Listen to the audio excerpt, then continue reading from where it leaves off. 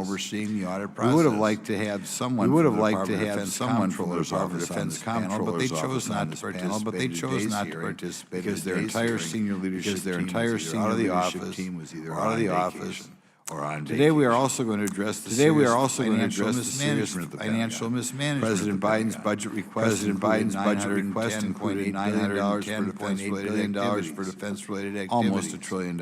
Almost $1 trillion. The U.S. spends more on defense than China, Russia, India, Saudi Arabia, the UK, Germany, France, South Korea, Japan, and Ukraine combined. The American people work diligently to earn every dollar, but it seems the DOD has become a master of squandering those funds without batting an eye. I'd like to share with you some examples of the mismanagement, the extreme mismanagement at the Department of Defense.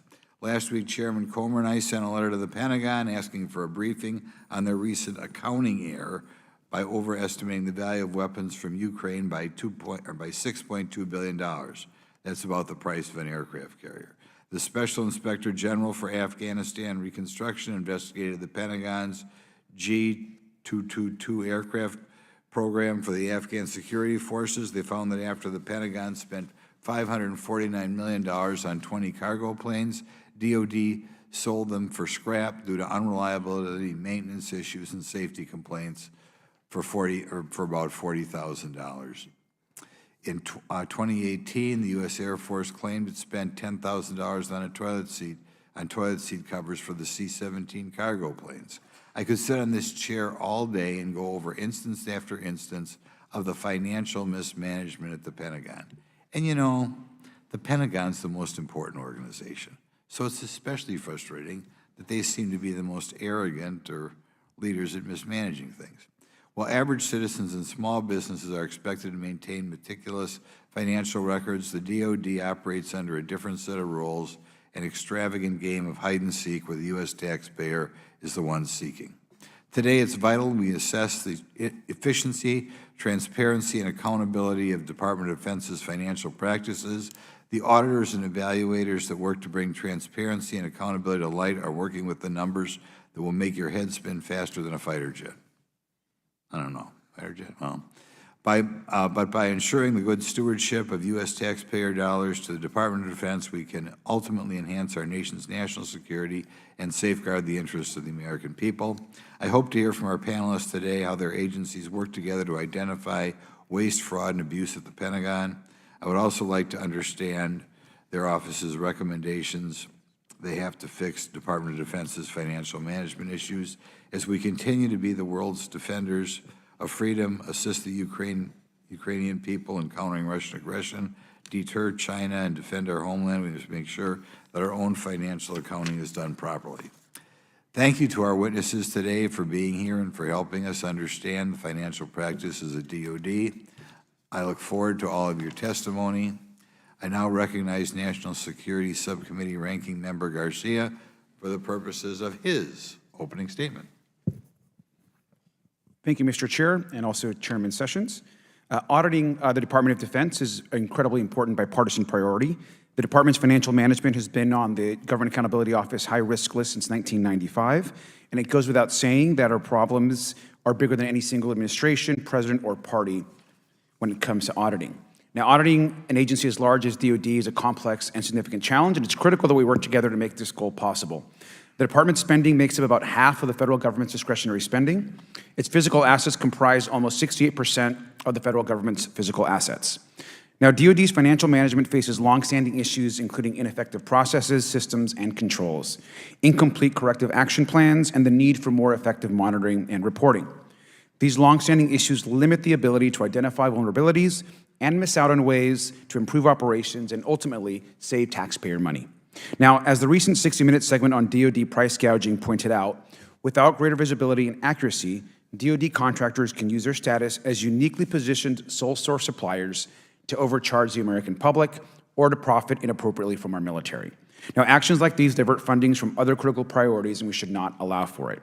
Now, DOD should not get a free pass from the law, especially when other agencies that invest in priorities like healthcare, education, climate change, or economic growth are under high scrutiny and take important and difficult steps to comply with statutory auditing requirements.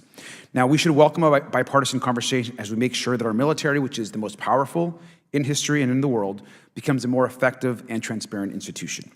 However, I also need to address a deeply concerning issue. Now, some of my colleagues in the majority, including members of this committee, have continued to push a narrative that our aid to Ukraine, in particular, is not properly overseen or is improperly used. Now, Republican leadership is allowing amendments to end and to prohibit aid to Ukraine. This should not be supported by the American public. Now, some have even said on this committee that there's no real oversight of Ukraine aid. I believe this is a false narrative, and you don't have to just take my word for it. Here's what Republican Foreign Affairs Committee ranking member Senator John Risch said this week. He said that he's seen firsthand that the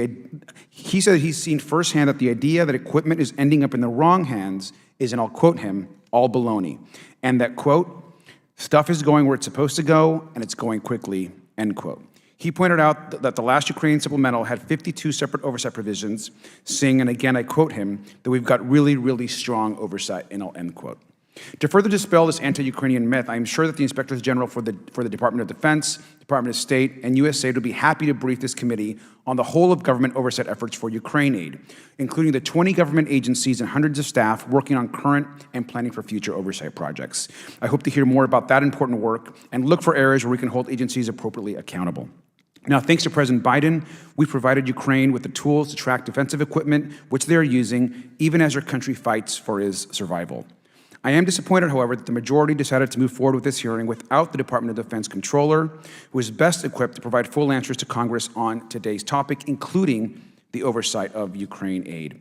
Our fight in Ukraine is a fight for democracy and for the global system of trade, peace, and the rule of law that we all rely on. America is stronger with our allies and partners, not when we are isolated and weak. We need to stand up to global authoritarians like Putin, who has attacked our democracy, who has threatened our allies, and who started a criminal and unprovoked war of aggression. And we should not accept any effort to distort the truth about our aid to Ukraine. Now, I look forward to a productive conversation about building a better and stronger DOD, to cracking down on corruption and contracting, and to developing a more accountable government. I want to thank our witnesses for being here today, and Mr. Chairman, I yield back. Yeah, I'd like to clarify, we did try to get the comptroller here. They just aren't here because they were on vacation or whatever. It's entirely possible we'll have another subcommittee hearing and bring them back at a future time, but it was a little frustrating that they all seem to be out. Now I'd like to ask the Government Operations Subcommittee Chairman, Mr. Sessions, for his opening statement.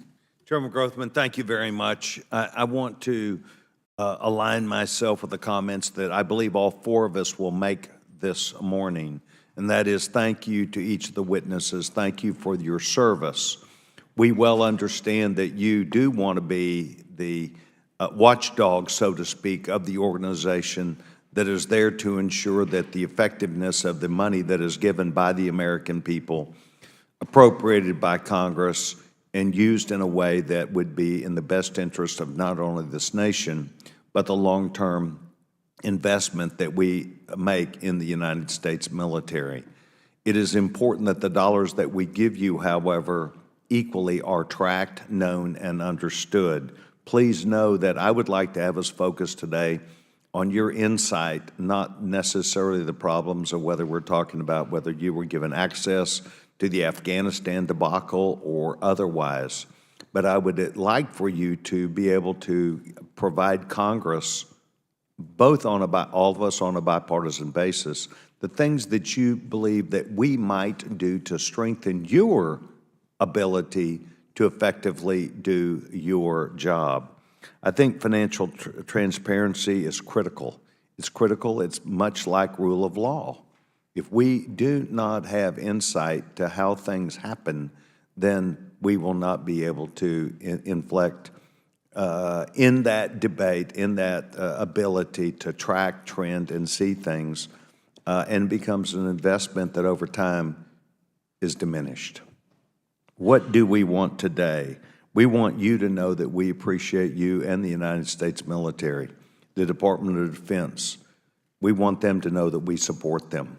We will continue to rely on them to do not only the heavy lifting, but also the delivery to support our homeland and our friends around the world. Our allies around the world are also equally important to the United States because they represent our ability to go places in this world with a commonality of not just policies and directives, but rather of what free people and how they will move. It is important for you to know that we believe in this effort, that we're not trying to get at a completely, nor beat you up, where's your clean audit? Where's your clean audit? Where's your clean audit? That's not what we're after. We recognize that you are working diligently, but in order to achieve a clean audit, I am looking for you today to give us those factors that would help us as we not only ask questions, but that we may strengthen within the law. We're in the middle of debating the National Defense Authorization Act.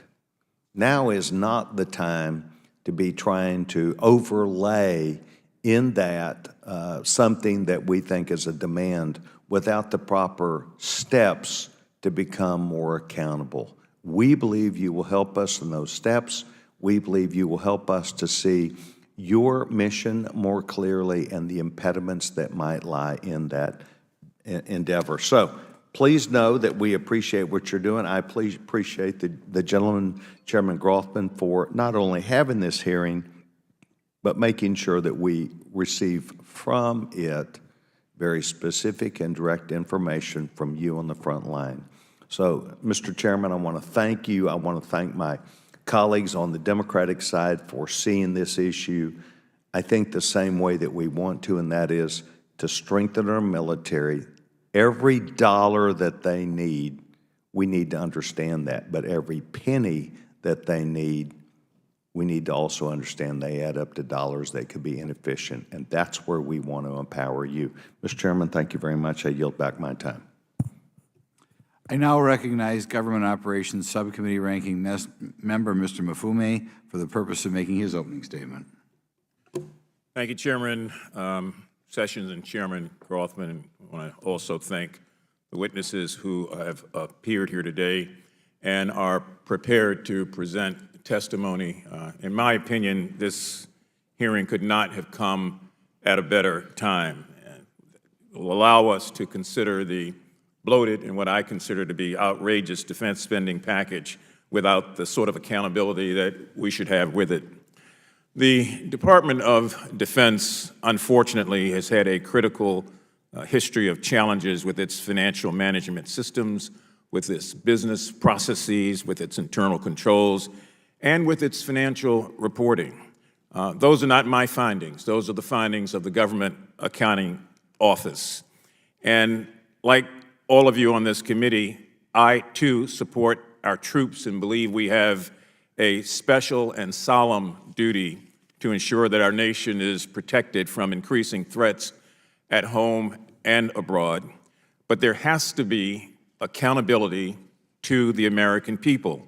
And as it stands, correct me if I'm wrong, no one really knows how much waste, fraud, and abuse is at issue here and whether that money could be spent on other critical programs, critical outreach efforts, and critical communities all across our country. As lawmakers, I think we also have a solemn duty to maintain accountability of the billions of dollars that taxpayers give every year that make up the defense spending that we've talked about previously in this committee room.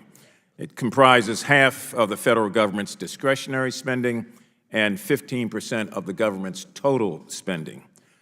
Now, in the past, I've supported amendments to the National Defense Authorization Act to cut back on excessive billions of dollars funneled into the Pentagon because I know of the long-standing issues that the Department of Defense and the Government Accountability Office has outlined for us on their high-risk list. The GAO report specifically details the Department of Defense's history of pervasive deficiencies. Those deficiencies are in financial management systems, business processes, as I indicated before, internal controls, and financial reporting. Excuse the redundancy, but I'm overwhelmed by the fact that we are still here dealing with this same issue again this year. Until the department can restore full faith and accountability for these critical dollars, like many of my colleagues, I can't justify inflating their budget again and sending tax dollars to an unknown and often untraceable realm.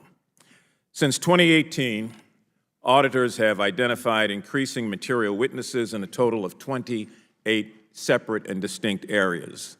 These material witnesses are serious deficiencies that impact financial reporting and ultimately impede the department's ability to achieve a clean audit opinion.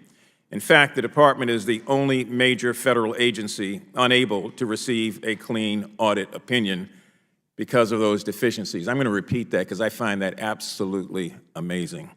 The department is the only major federal agency unable to receive a clean audit opinion because of these deficiencies. As we all know, the Department of Defense is the largest federal agency. It employs over 1.4 million active duty service members, 770,000 civilian employees, and an additional 1.1 million citizens who serve in the National Guard and Reserve Forces. And I'm grateful for their service. I honor their sacrifices. I understand that these are hardworking Americans that make a sacrifice every day for our defense and for our security. In an effort to keep our nation safe, we must ensure that our patriots have the most sophisticated, modernized technology and systems to eliminate financial errors, to streamline data entry, and to ensure that we're getting the most effective national security results that we can for the dollars that we are putting in. Mr. Chairman, I think it's important for Democrats and Republicans to continue to investigate this area of technology modernization, the TMF, which helps agencies to update outdated legacy IT systems, secure sensitive data, and utilize taxpayer dollars in an effort and in a manner in keeping with what we ultimately would like to see.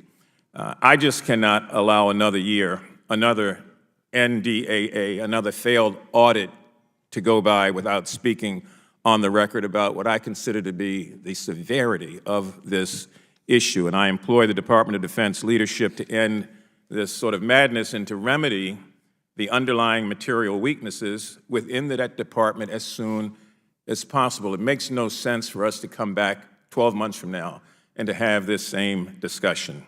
I want to thank again the witnesses for testifying today before us.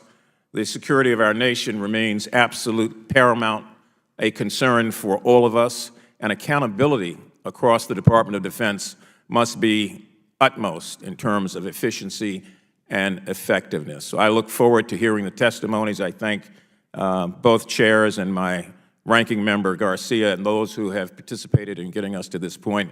I look forward to the testimonies, Mr. Chairman. Thank you. I'm pleased to introduce our witnesses here today. First, Mr. John Tenaglia, the Principal Director for Defense Pricing and Contracting within the Secretary of Defense and serves as Principal Advisor to the Undersecretary of Defense for Acquisition and Sustainment. Second witness is Dr. Brett Mansfield. He's the Deputy Inspector General for Audits within DOD's Office of Inspector General and has over 24 years working for the IG's office. And our final witness is Mr. Asif Khan, the Director of Financial Management and Assurance at the U.S. Government Accountability Office, where he focuses on improving financial management at the Department of Defense. Pursuant to Committee Rule 9G, the witnesses will please stand and raise their right hands. Do you solemnly swear or affirm that the testimony that you're about to give is the truth, the whole truth, and nothing but the truth, so help you God? Let the record show the witnesses answered in the affirmative. I had one more time. Say one more time that I appreciate all of you being here today and look forward to your testimony. Let me remind the witnesses that we have read your written statements and they will appear in full in the hearing record. We're going to try to limit your oral statements to 5 minutes. As a reminder, please press the button on the microphone in front of you so that it is on and members can hear you. When you begin to speak, the light in front of you will turn green. After 4 minutes, the light will turn yellow. When the red light comes on, your 5 minutes is expired, and we'd like to ask you to wrap up at that time. I recognize Mr. Tenaglia to please begin his opening statement. Thank you very much. Chairman Grothman, Chairman Sessions, Ranking Member Garcia, Ranking Member Mfume, and distinguished members of your respective subcommittees. Thank you for the opportunity to testify today at this joint hearing to address financial accountability in the Department of Defense. I am John Tenaglia, the Principal Director, Defense Pricing and Contracting in the Office of the Undersecretary of Defense for Acquisition and Sustainment. I am privileged to serve as the functional leader of DoD's contracting and pricing community. My staff and I provide the policies, guidance, regulatory framework, and e-business capabilities that enable DoD components to execute the mission. DoD's contracting officers are charged with the fiduciary responsibility of balancing taxpayer interest that we pay a fair and reasonable price with the mission imperative to timely deliver combat capability for our nation's warfighters. Last year, I testified before the House Oversight and Reform Committee to address pricing of contracts for military spare parts.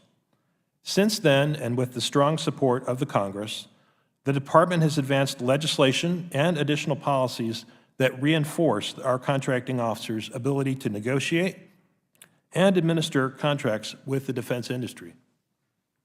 As a team, defense acquisition workforce has persevered through the pandemic to rapidly respond and fulfill public health-related requirements on behalf of our interagency partners.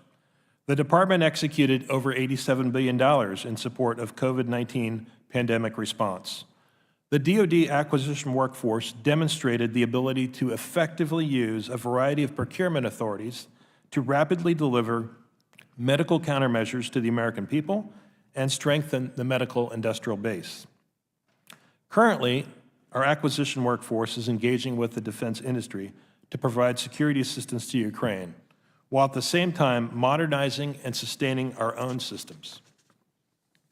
Recently, our contracting officers have been challenged to navigate with industry through economic conditions that have required us to manage the risk of cost and price uncertainty. In my written statement, I cited guidance we've issued this past year to address inflation mitigation strategies. As I asserted in my testimony last year, the price we pay matters because the more we pay, the less combat capability we can acquire for a ready force. Ideally, our contract pricing is based on competitive market pressures that dictate the boundaries of what is fair and reasonable. 3 months ago, my staff and I published the DoD Contract Finance Study. One finding from that study noted that small business subcontractors are particularly vulnerable when it comes to having cash on hand to cover operating expenses. As we seek public feedback in the weeks ahead about prioritization of our study recommendations, we look forward to working with the Congress in assessing whether statutory changes are necessary to support these objectives. DoD's acquisition and contracting professionals work closely with our colleagues in the DoD financial management community. For example, my staff and I have collaborated with the OSD Comptroller to jointly develop data standards and government property accountability policy and guidance. Sound financial management of the precious resources allocated to the Department requires our employment of policies, practices, and tools that I've described in my written statement. The Department of Defense is absolutely committed to delivering and sustaining preeminent capabilities for our warfighters and our international partners. Thank you for the opportunity to testify, and I look forward to your questions.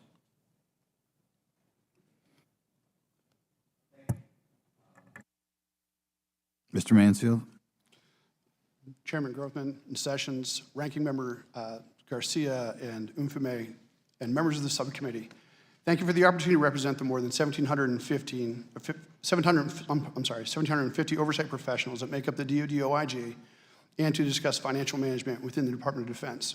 I am Brett Mansfield, and I'm the Deputy Inspector General for Audit at the Department of Defense Office of Inspector General.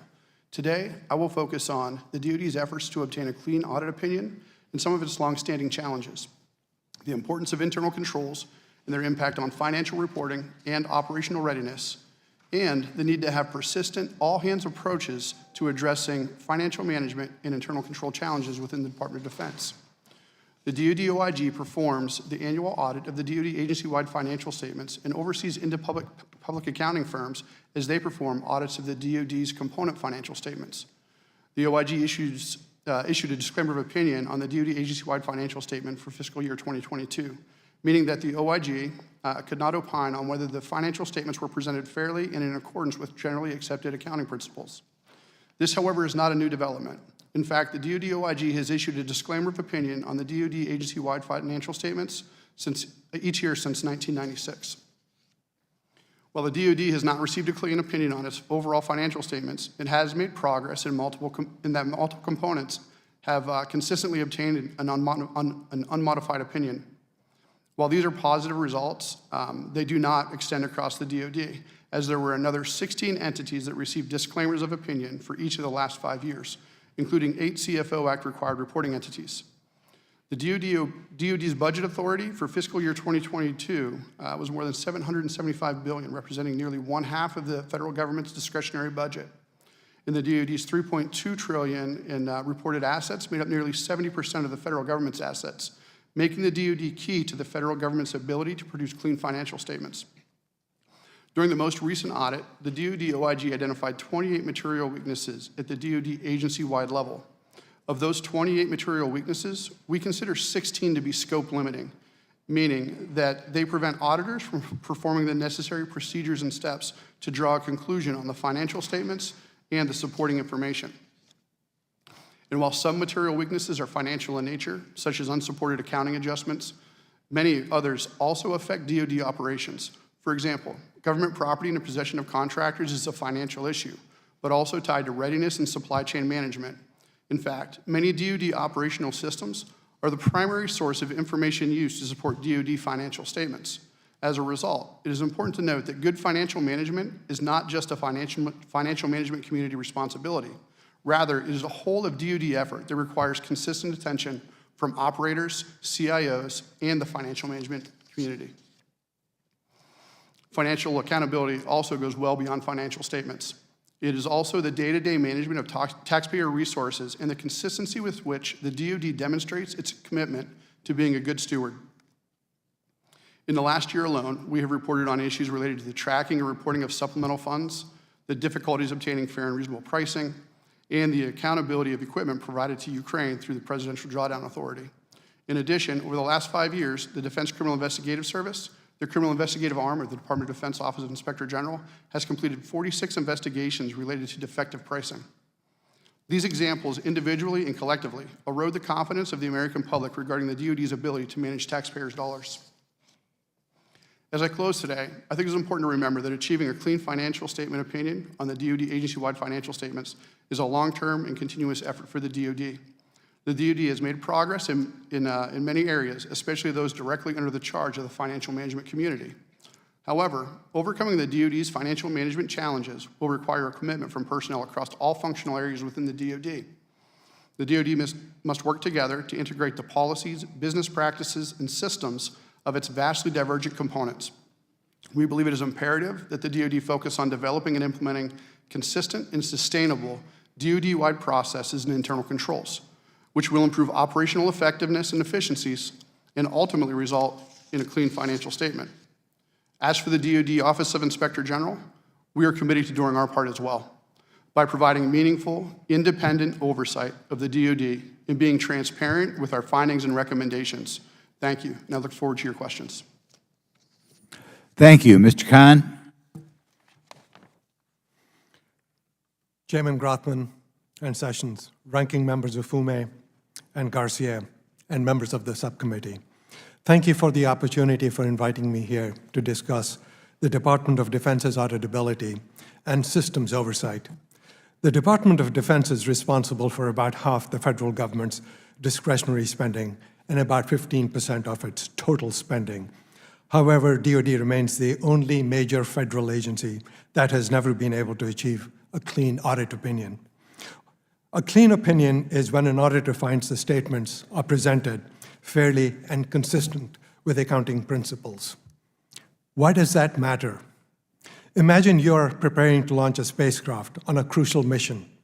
Just as the success of a spacecraft mission is of the utmost importance, the Department of Defense's role in national security is paramount. The spacecraft represents the DoD and the spacecraft's fuel signifies the department's resources, such as personnel, taxpayers' money, and equipment. Every bit of fuel is vital for the mission's success, and every drop should be used optimally. The clean audit isn't the launch or the flight. It's like the pre-flight checklist. Without it, we might know that the spacecraft is using fuel, but we wouldn't know how efficiently or effectively. We would not know if some of it is leaking unnoticed, if there are parts of the engine that are drawing more than necessary, if redundant systems are consuming resources that add no value to the mission. Achieving a clean audit is like completing this pre-flight checklist. It's not the mission's goal, but it is an essential step to ensuring the flight is best positioned for success. It shows that the spacecraft is not wasting fuel, that it's being directed as efficiently as possible towards the goal. In the case of DOD, the goal is the defense and security of our nation. Just as the launch of a critical spacecraft mission needs a thorough pre-flight check, the DOD needs to earn a clean audit opinion. Fuel efficiency in a spacecraft is crucial to its success, just as the effective use of resources is critical to DOD's operations. Any waste or any misuse could hinder the mission. Just as the checklist helps identify potential issues that could jeopardize the mission, a clean audit opinion ensures transparency and accountability and DOD's financial operations, helping to identify and address any fraud, any waste, and any abuse. The goal of the Department of Defense isn't to achieve a clean audit opinion, but to ensure our nation's security. A clean audit opinion, however, would help ensure that the DOD is making the use of its resources optimally towards this goal. The pre-flight checklist is also representative of transparency. Every system and every subsystem of a spacecraft is inspected and validated. Nothing is left hidden or unaccounted for.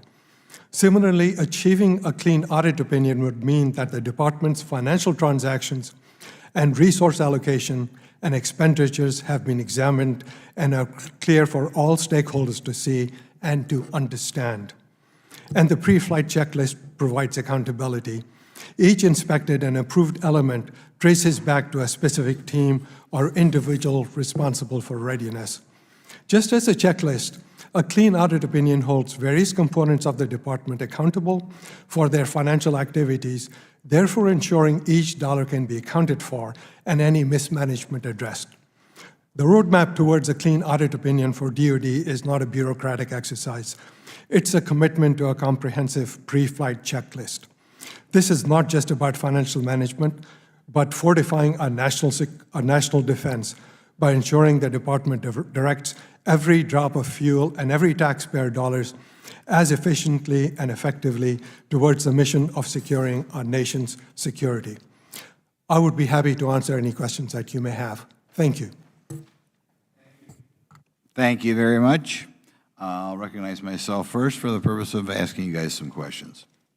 Both the Department of Defense Inspector General, and this is for Mr. Tenaglia and Mr. Khan, either one. Both Department of Defense Inspector General and GAO have identified the Joint Strike Fighter F-35 program as one of DOD's most costly programs.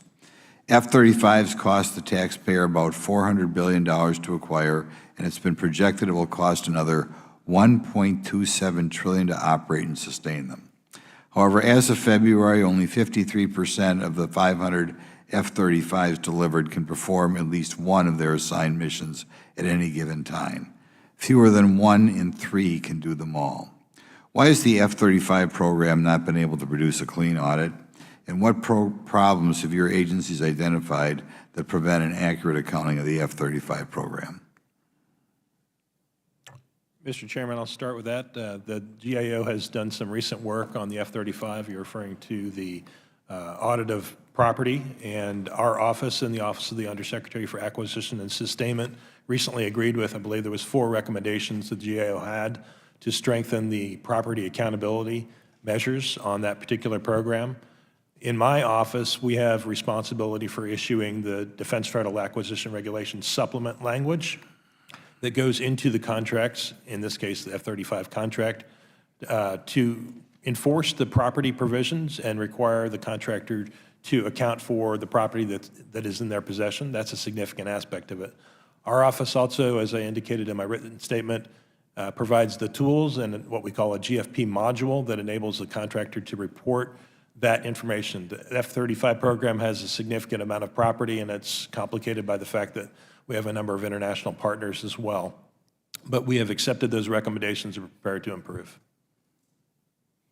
Okay. Does DOT issue clear guidance to contractor managers when it comes to keeping track of government furnished property within the F-35 program?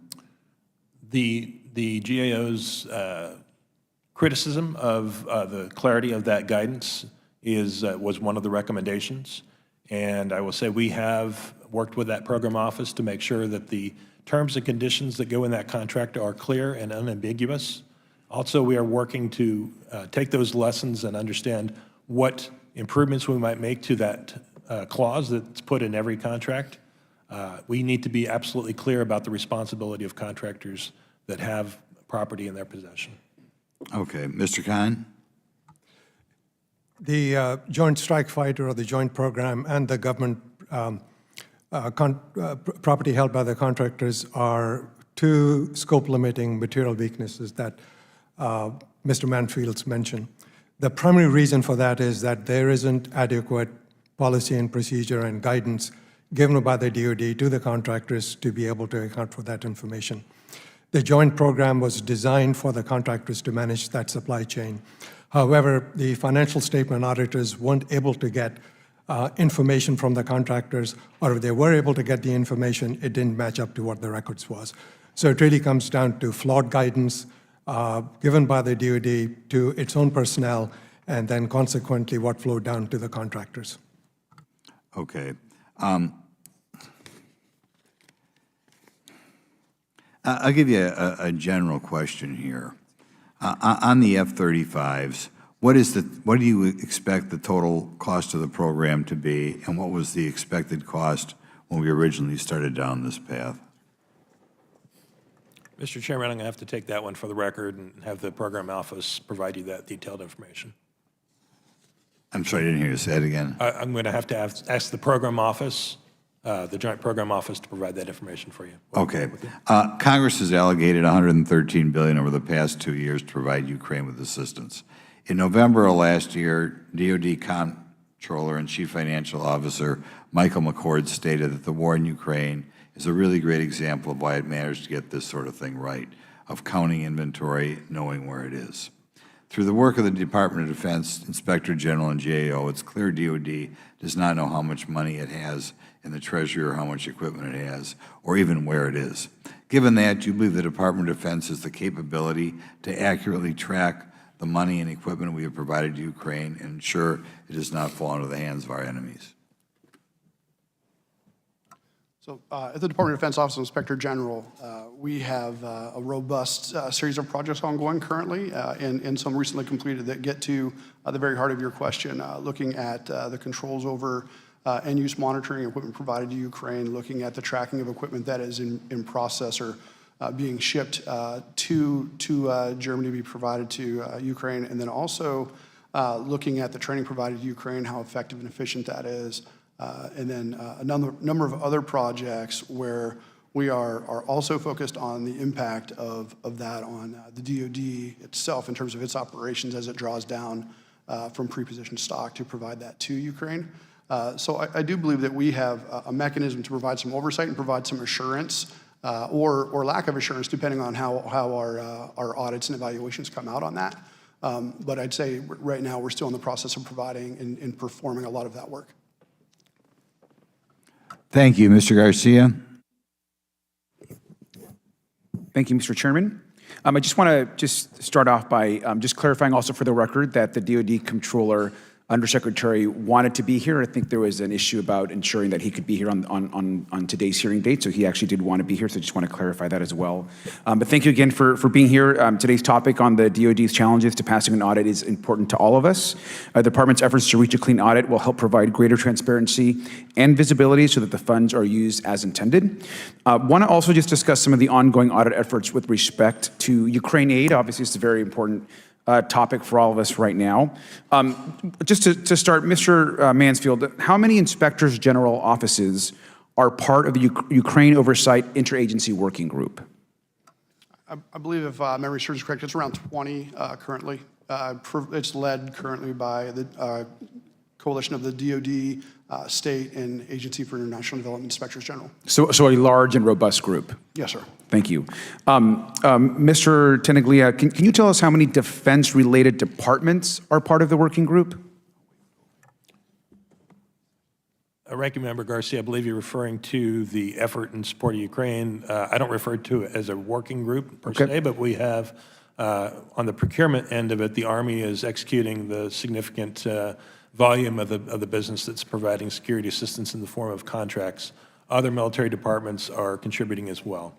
Thank you. So there's multiple departments within the Department of Defense that are all part of the working, or the group as far as it relates to Ukraine aid and Ukraine, correct, sir? Thank you. Yes, sir. Mr. Khan, is the Government Accountability Office part of the working group as well? The GAO was requested by Congress to provide oversight. We have 24 separate engagements, 10 of them have already been initiated, another dozens will be initiated. We coordinate with this interagency working group that you're referring to. In addition to that, we coordinate with the Inspector General, we coordinate of the DOD, as well as the Inspector Generals of the State Department and USAID.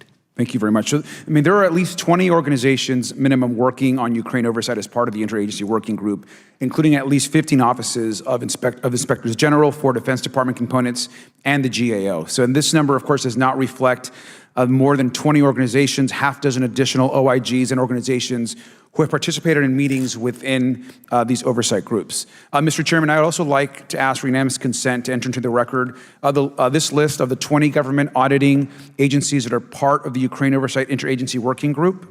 Without objection, they'll be entered into the record.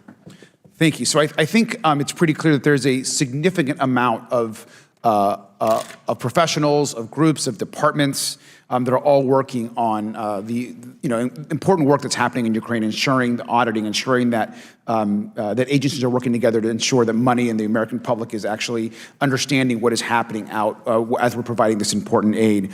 I want to note that DOD's Inspector General Robert Storch noted in the March 2023 joint oversight of the Ukraine response that DOD agencies have been, quote, positive and productive in their response to the Inspector General. So I just want to be clear, and even though I know that some of the majority have claimed that there's no real oversight and no good accounting of the military aid going to Ukraine, that's just not the case and not true.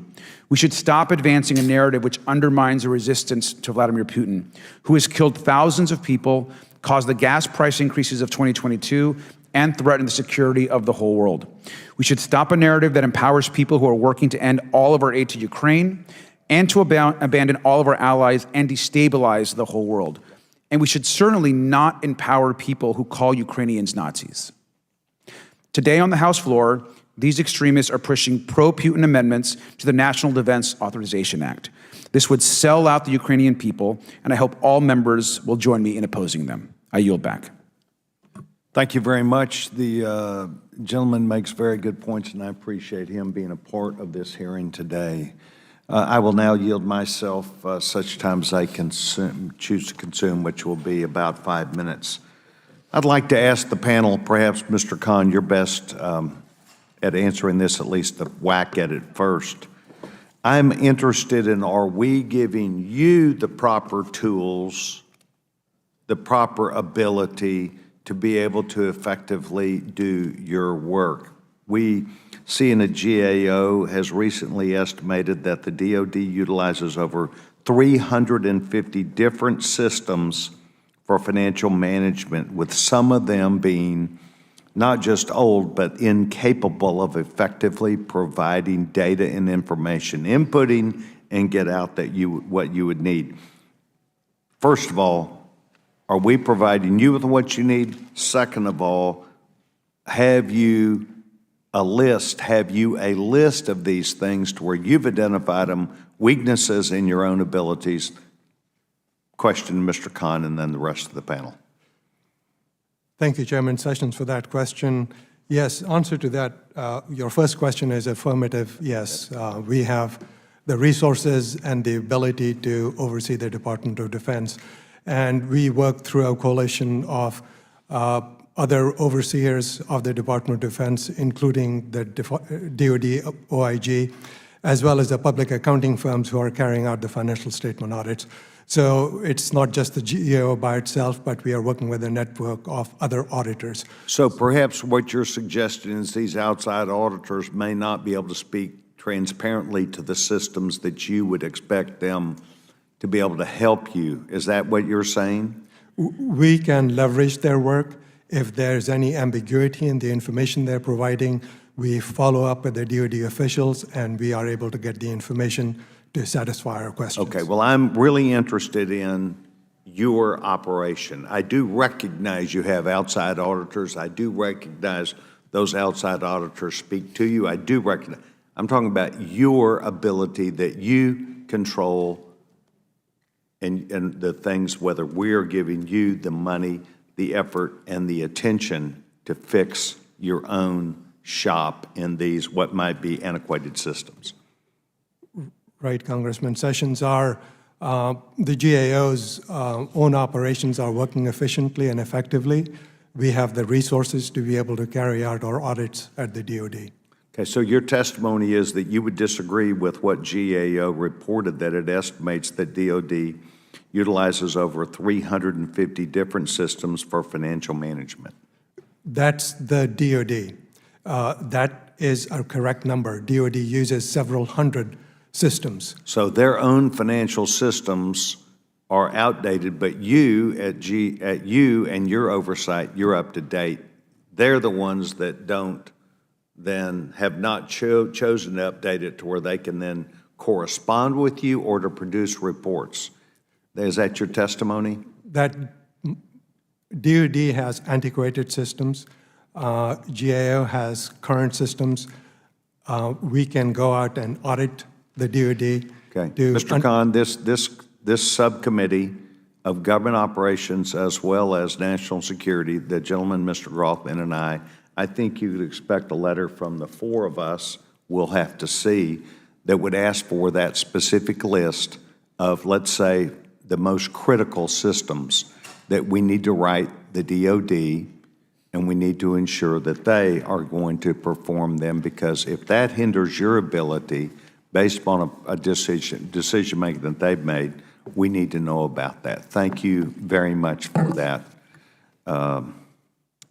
answer that gets us closer. Mr. Mansfield? Yeah, I would say that we are, at the DOD OIG, we definitely appreciate the support we receive from Congress in terms of our funding.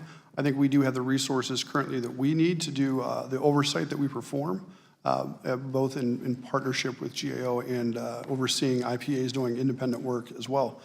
That said, I think to your point, are there things within the DOD that limit our ability? Absolutely. That's why I've identified in my written statement, as well as in our earlier issued report, understanding the results of the DOD's financial statements, what we consider to be scope limiting material weaknesses.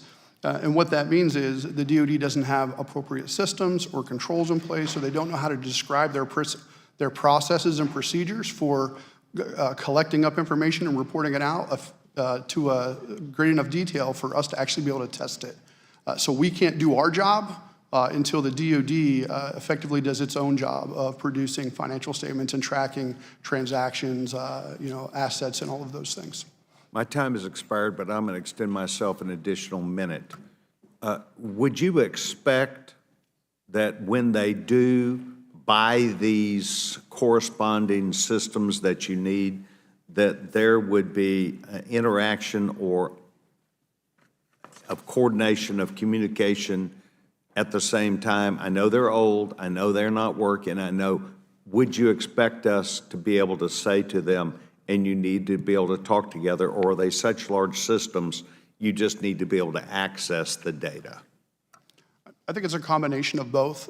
You have a plethora of feeder systems, which are traditionally operational systems. So your accountings, your inventory systems and whatnot, that contains condition information, accountability information, cost information, and those are used by operators. But that also then feeds the financial statements. So do they need to talk? Absolutely. I think the other question that I have is whether or not they need to have multiple accounting or inventory systems, or is one good enough that they can use in multiple places? We have an ongoing audit right now looking at the DOD's information systems that are relevant to financial reporting. We'd be happy to come and brief the committee once that report is issued.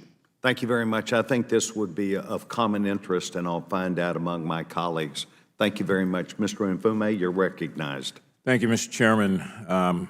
Let me begin by associating my remarks with those of Mr. Garcia, the ranking member.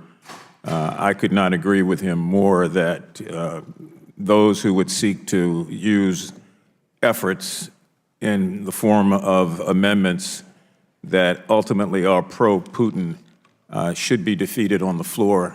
Otherwise, they risk this bill being defeated. And I don't want that to go by without a comment. So I associate myself totally with his remarks in that regard, and would just say again that that sort of effort could very well imperil the passage of this authorization. I'd like to go to you, Mr. Tenaglia, for just a moment, if I might. You spoke about contractors and the fact that so many are holding, for lack of a better term, property, and that they are not just here in the United States, but all over the globe.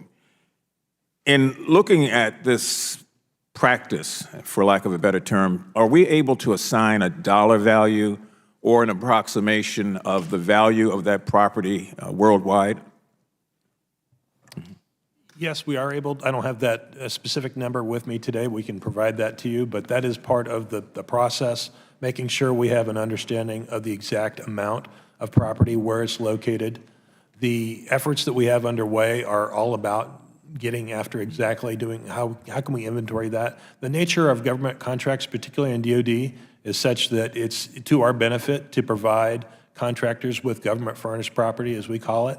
It helps from an efficiency standpoint. It helps them reuse the existing property that we have available to us, and that's less that we would have to pay for a given contract if we're able to give them property to use. And so it's very important for us to embed that requirement for accountability into our contractors and then to actually enforce those terms. So you will return that information or get that information to this committee? The total amount, yes, sir. Yes, and I'm assuming you've had a chance to look at the total amount at some point in time. Would you consider it to be a staggering amount of money?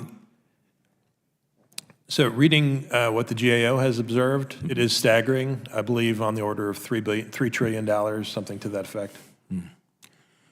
But we'll get you the specific amount. Yeah, it's alarming to me. I don't know how other people feel about it. That's a lot of money. What is the reclamation process for much of this equipment after a contract ends? So the disposition of property, and I should come back to what I was just referring to, would be probably the total property, not necessarily the property that's in the possession of contractors. But the reclamation process goes to how we disposition property. For example, in the GAO report, they talked about dispositioning spare tires for aircraft that's no longer functional. And so there's an adjudication process that the government undertakes with the contractor to understand whether that property could be destroyed or otherwise reused. Let me go to you, Mr. Khan, if I might, for just a moment. I appreciated the scenario that you drew for us of the launching of a spacecraft and how in that process, which is rather benign, of course you have a pre-flight checklist, if I understood you correctly. And that pre-flight checklist are all the things that ought to be in place before there's an attempt to try to launch, in order to be able to find out where the deficiencies are, how to correct them, and how to prevent them from happening again. And so this pre-flight checklist obviously deals with accountability, accountability, and more accountability. But at the end of the day, it fortifies our national defense. I want you to walk me back through that again and talk to some extent, or even give examples of how inaccurate inventories in DOD's financial system can hinder mission-critical needs. Thank you for that question, Congressman Mfume. Just speaking about the audit process, the checklist, it checks the inventory, it checks where the assets are, what the count is, what the condition is, what the location is. That has a direct impact on readiness. There have been instances as part of the audit process where DOD themselves have found assets in warehouses, like Black Hawk helicopters, which were not on the property records. They have found missile motors that were not on the records. They have found other assets. As a result, they were able to reprioritize those assets, put them where they could be put to great use. So in that respect, getting audit readiness really does impact the military's readiness. Well, I'm glad you brought up these Black Hawk helicopters, which I also find amazing. Can you kind of give us some background on how that problem even became a problem? It goes back to the property records where the assets are recorded. It goes back to the older and antiquated system. They are meant to really support very localized operations, and in many cases, they do not communicate with each other. So in this case, the Black Hawk helicopters were in one particular system, but they were not communicating with the system which was reporting that information higher up. And when the team of auditors went to the warehouse, they discovered the helicopters in a warehouse, but they weren't on the inventory records. That's how they were discovered in this particular instance. So is it fair to assume that DOD has no pre-flight checklist? Yes, analogous with the With the audit. example you gave, yes. Thank you, sir. Congresswoman Fox. Thank you, Mr. Chairman. Mr. Chairman, I want to tell you, my blood just boils when I read about what's happening in DOD and to hear the answers that we're hearing today, not because I'm angry at the people here, but this is ridiculous. We claim to be the greatest country in the world, and yet we cannot, the Department of Defense cannot produce a clean audit. What in the heck is this? It makes no sense.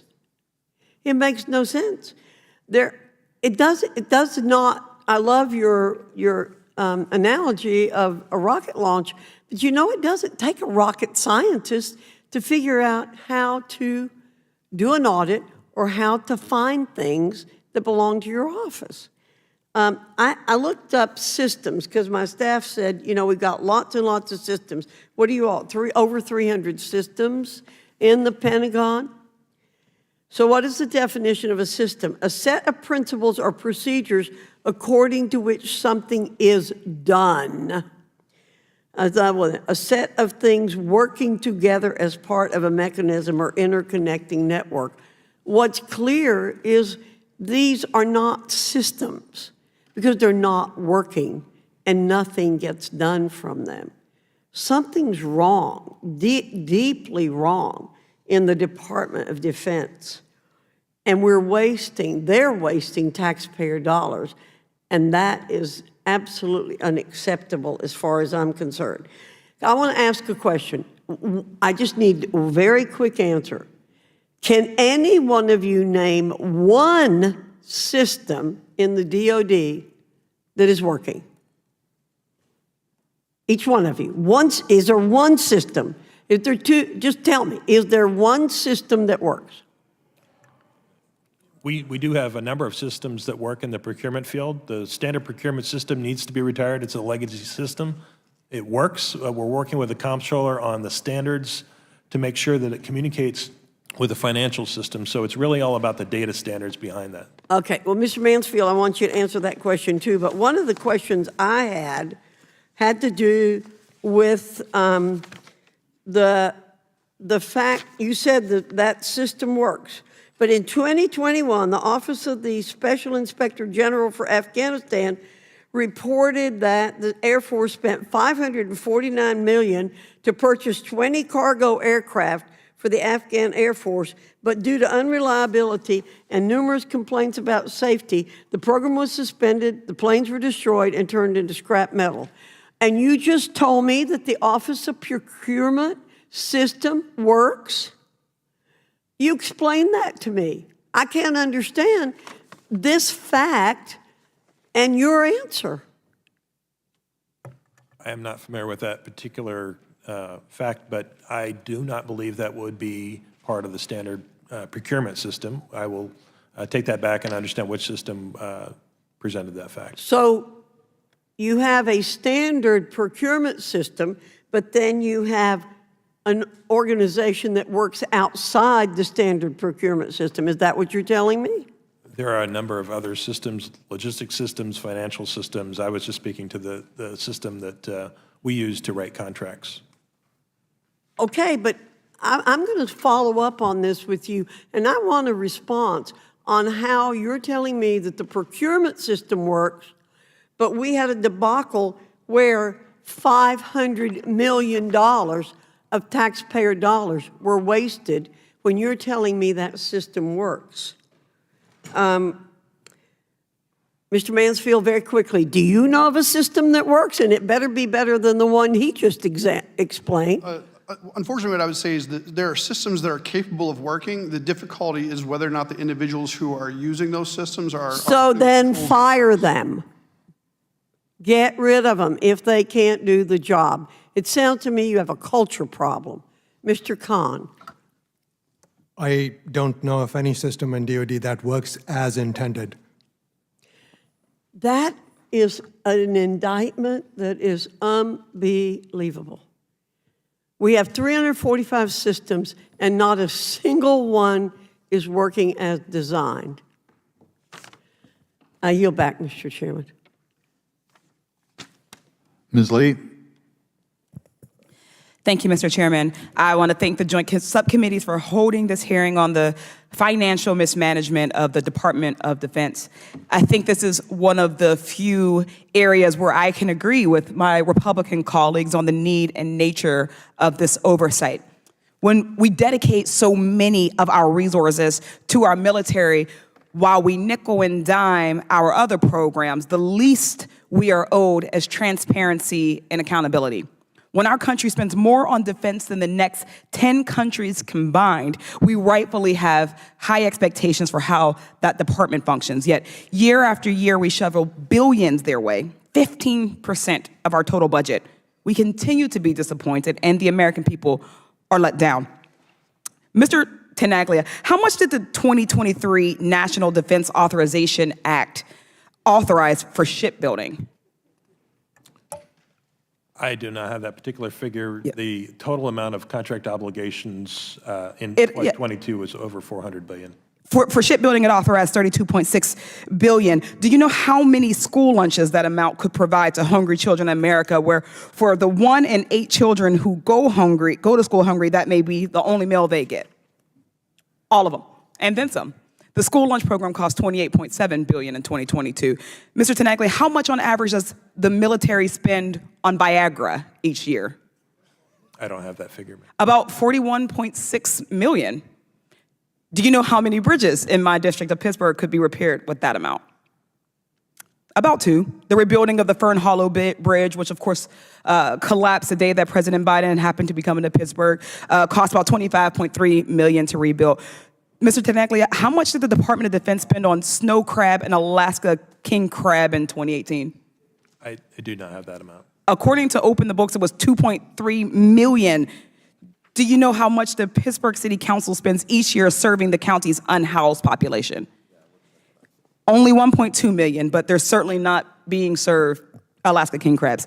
According to an investigation by this committee in 2016, the F-35 program specifically raked up hundreds of millions of dollars in added costs due to mismanagement and negatively affected military readiness.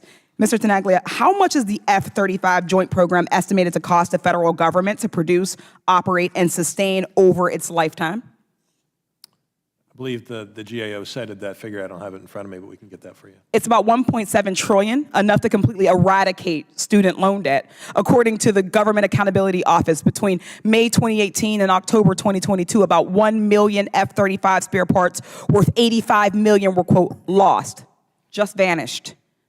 Losing millions of dollars in assets is unacceptable. DOD themselves do not oversee or account for certain F-35 spare parts. Only the prime contractors maintains this information. Mr. Khan, how does this lack of access to contractor information hinder accountability and DOD's ability to provide accurate reporting in its audit? It severely impacts DOD's ability to be able to provide accountability over those assets. Mr. Tenaglia, going forward, what steps can your office take to improve contract requirements on the front end to enable better oversight during the life of the contract?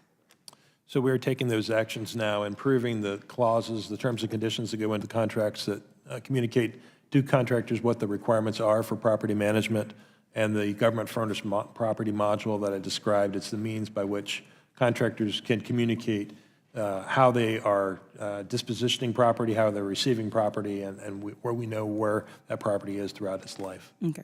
Thank you. In 2019, this committee led a bipartisan hearing to hold military contractors TransDigm accountable for its exorbitant profits on DOD contracts for spare parts.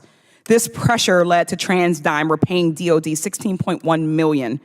Last Congress, this committee held a second hearing, again on the excess profits that TransDigm received. I'll note that my Republican colleagues did not join our call for TransDigm to repay its excess profits, even though TransDigm has a track record of fleecing American taxpayers. TransDigm likes to acquire companies with sole source DOD contracts and then exploit its monopoly position by hiking up prices on crucial spare parts.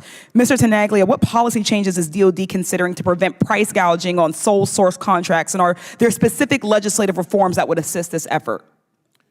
So as I indicated in my written statement, Section 803 of the FY23 NDAA helps us in that regard. It will require contractors to provide the transparent cost and pricing data that we need. In the case of commercial items, likely that will be uncertified information, but by the same token, our contracting officers need access to that information in order to establish fair and reasonable price. Thank you. It's my time, but I want to say I urge the department to do better. Your department accounts for 15% of the total budget. You need to be more mindful in not only how you spend America's tax dollars, but also how you account for it. Millions of dollars should not just be lost, and failing audits should not be the norm. That is unacceptable. I yield back. Mr. Higgins? Thank you, Mr. Chairman. Gentlemen, what an uncomfortable hearing, is it not?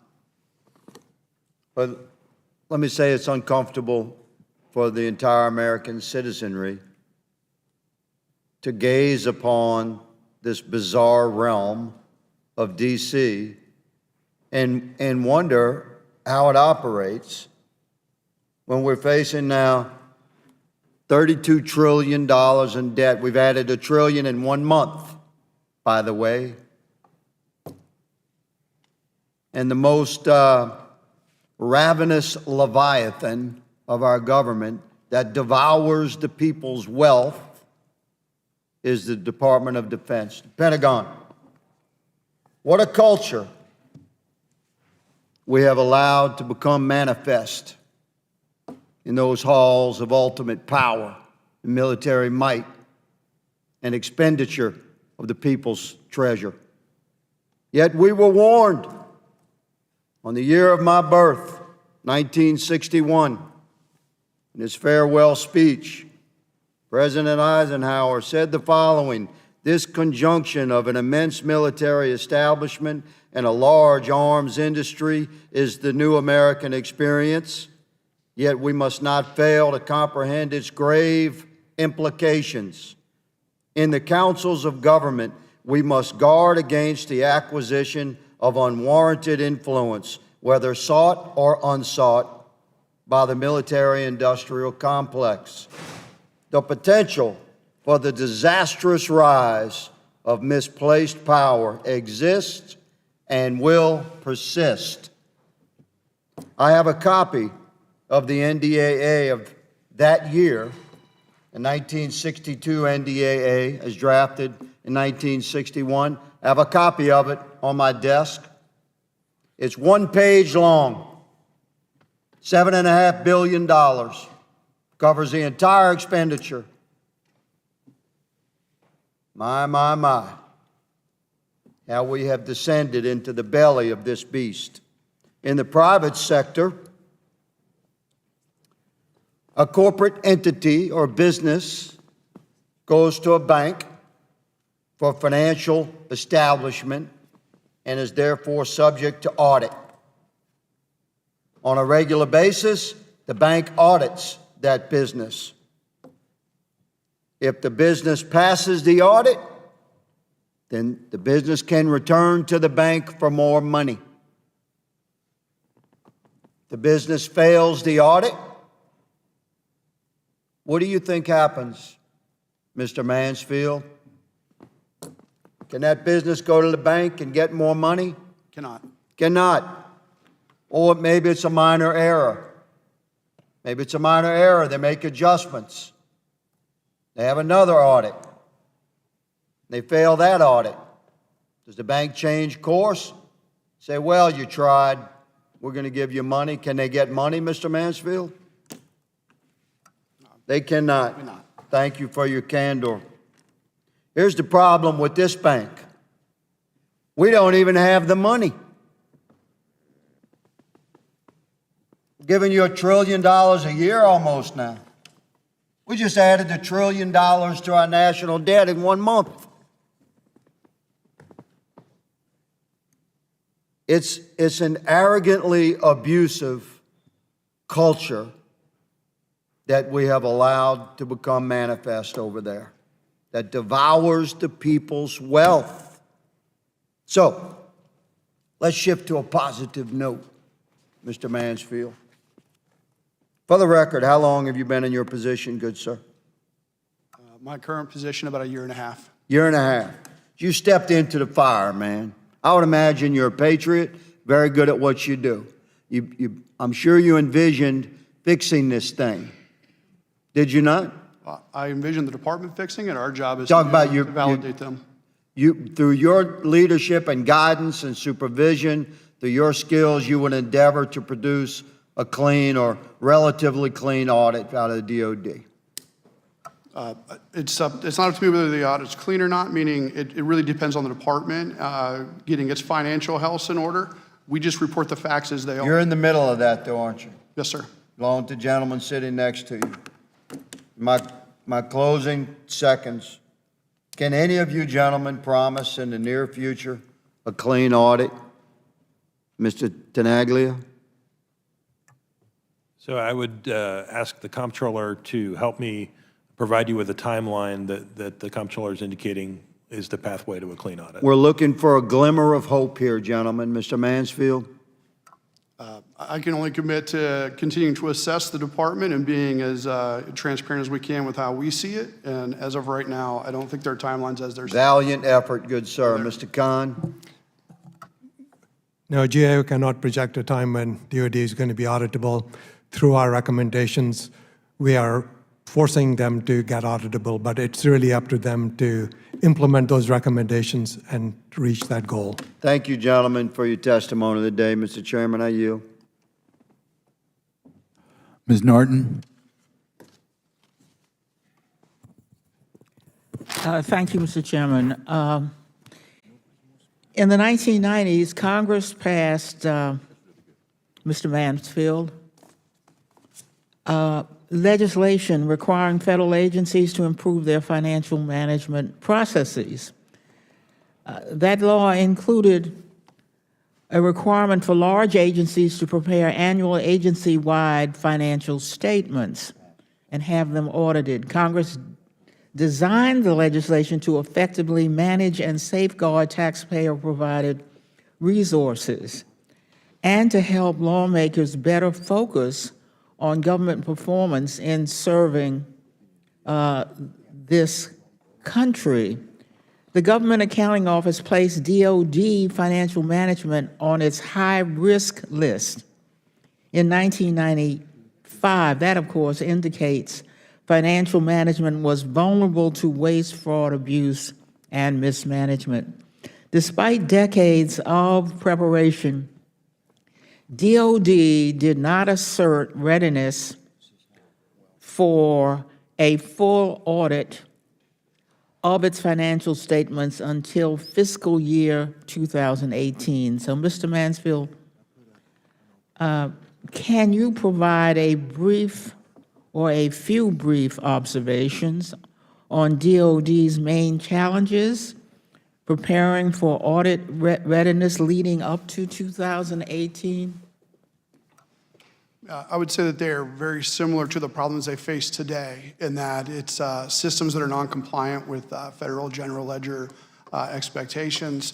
It is systems that don't communicate. It is a department that cannot consistently and repeatably do the same processes over and over. They can't describe on occasion the processes through which information are supposed to flow, the controls they have in place to ensure the information is accurate.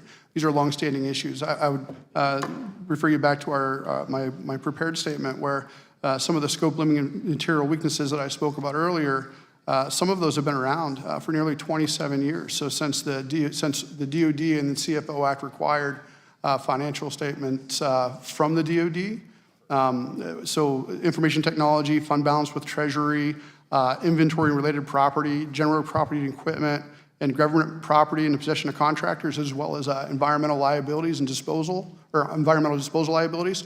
Those have all been issues the department's been dealing with since the establishment of the CFO Act, which you referred to. Thank you. Mr. Khan, since fiscal year 2018, DOD's Office of Inspector General has coordinated 5 DOD department-wide financial audits, 5. Each time, DOD has been unable to receive a clean audit opinion, meaning that independent auditors could not obtain sufficient reliable information on whether DOD presented its financial statements fairly and in accordance with generally accepted accounting principles. For fiscal year 2023, DOD's OIG identified improving financial management and budgeting as one of the 8 top management challenges of the agencies. Their report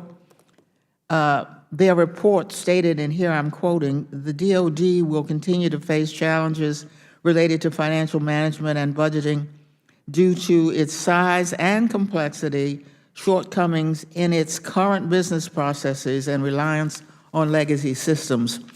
For example, DOD operates more than 300 different financial management systems across the department, which includes some legacy systems dating back to the 1960s. We don't actually know how many systems there are. Moreover, DOD's OIG has found that DOD, and here I'm quoting, historically underestimates the time necessary to retire legacy systems. So, Mr. Khan, DOD has been working to improve its financial systems environment for more than 30 years. Why is it taking so long to modernize these systems? This wasn't a priority for DOD till the last 10 or so years. DOD has many systems, but they are not meant to produce reliable financial information. They were put into place to support the mission logistics. It's only been in the last 10, 15 years that they've realized that financial information is important to them, primarily because of budget constraints. So it's a matter of priority, and that's only happened in the last 10 or so years. Thank you. I yield back. Thank you. Mr. Biggs. Thanks, Mr. Chairman. This is an incredibly important and timely hearing today. Appreciate you, gentlemen, for being here today. We're considering an almost $890 billion NDAA bill this week. The only thing that's actually growing faster than the DOD budget is, as a budget unit, is our interest on our national debt. That's the only thing that's growing faster than that. So I thank you for being here. Mr. Tenaglia, I have to tell you, I am disappointed that your colleagues did not make today's hearing a priority, but I am grateful that you were here. DOD's budget accounts for nearly half the federal discretionary budget, and DOD is responsible for nearly 75% of government assets. Mr. Khan, DOD's financial management has been on GAO's high-risk list since when? 1995. And this highlights the exposure of taxpayer-funded resources to waste, fraud, abuse, or mismanagement, because it's nearly 30 years DOD has been on that high-risk list. It's already been discussed today. Last fall, DOD failed its 5th consecutive audit and was unable to account for 61% of its $3.5 trillion in assets. Yet after more than 15 years of audit readiness and remediation efforts, DOD has yet to produce a clean audit. Mr. Mansfield, how much money has DOD spent on audit readiness over the past 15 years? Sir, I don't know over the past 15 years, I don't have that in front of me, but what I can tell you, since 2018, audit support, which is responding to auditor requests, is right around $1 billion. And audit remediation efforts, that is putting controls, developing corrective action plans, that's around $3 billion. $3 billion? Yes, sir. So a total about $4 billion? That's correct. And still can't manage to pass a stinking audit. Mr. Khan, what factors contributed to DOD's inability to pass a financial audit?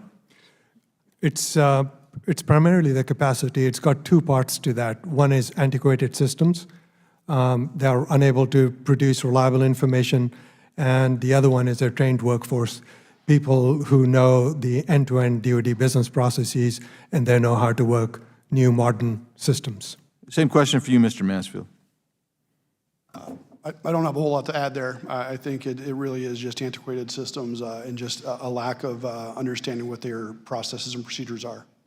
Mr. Tenaglia? I think the internal controls and also the inability of our systems to communicate with one another.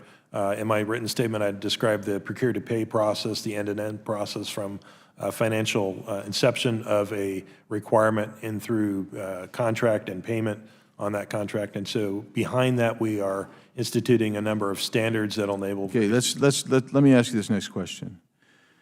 Mr. Tenaglia, what are the consequences for failing to pass an audit to DOD? Well, in the case, well, in the domain that I work in the procurement and contracting, it relates to our inability to. What's the consequences? The consequence, inability to understand where our assets are. So the response of this body is that we just keep throwing more money there, right? You don't know where the assets are, but we're going to keep giving you more money. So the NDAA top line is increasing by $23 billion this year. Inflation adjusted, it will be the highest DOD budget since World War II. Highest. And Mr. Higgins here, the audit line of questioning that he was engaged in, the problem is, he said, Mr. Mansfield correctly answered that if you fail an audit, you're not going to get more money from the bank. And he says, well, we're the bank. The problem is, the bank just keeps giving you more money. So, Mr. Tenaglia, there is no consequence. You may not know where everything is, but we're going to give you more money. It just keeps happening. And that's what's going to happen tonight at 10 p.m. We'll finish it off tomorrow. We'll do amendments tonight, and then tomorrow we'll pass it out, and we're going to send it to the Senate, and you guys are going to get more money than you've ever had. I don't think anybody in this audience at home, the 4 people that are watching us on TV, and those of you who are in this room, it would be, and probably most people in this committee, I'm not sure that you even realize this, but it was reported to me before we left for the July 4th recess that the $1.8 trillion discretionary budget, non-military and military, all the discretionary budget, we have to borrow every penny of that $1.8 trillion. Every penny. That's the problem with us being a bank. We are broke, and we just don't acknowledge it or know it. Yield.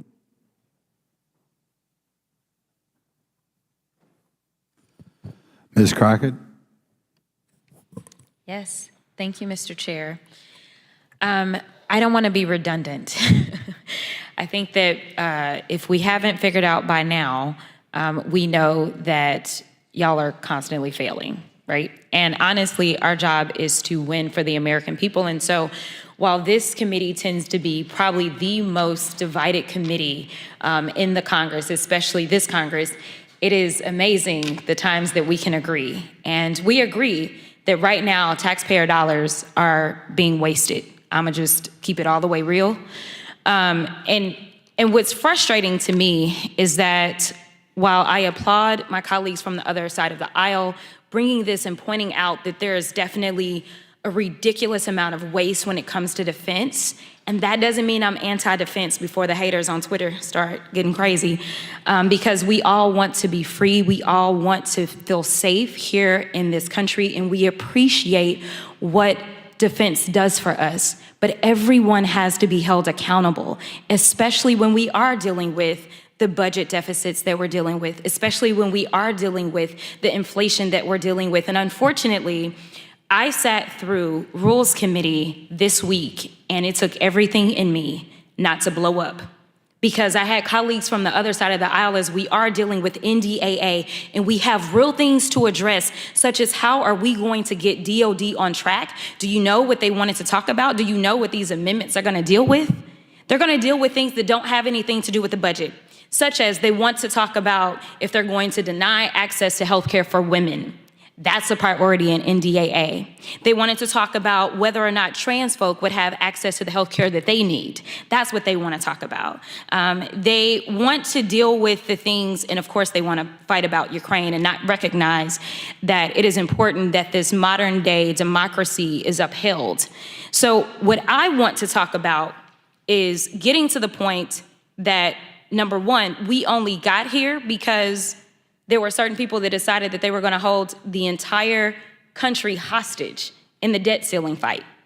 And so as part of the agreement was that all of those people that need Social Security, Medicaid, Medicare, all of those programs that people are relying upon, SNAP benefits, as we're dealing with record inflation, they got less money and defense got more. That is exactly what happened. Somebody got more, somebody got less, because we cared more about let's try to balance the budget on the backs of people that are only getting $6 a day for things like SNAP benefits, instead of focusing on the waste that's going on here.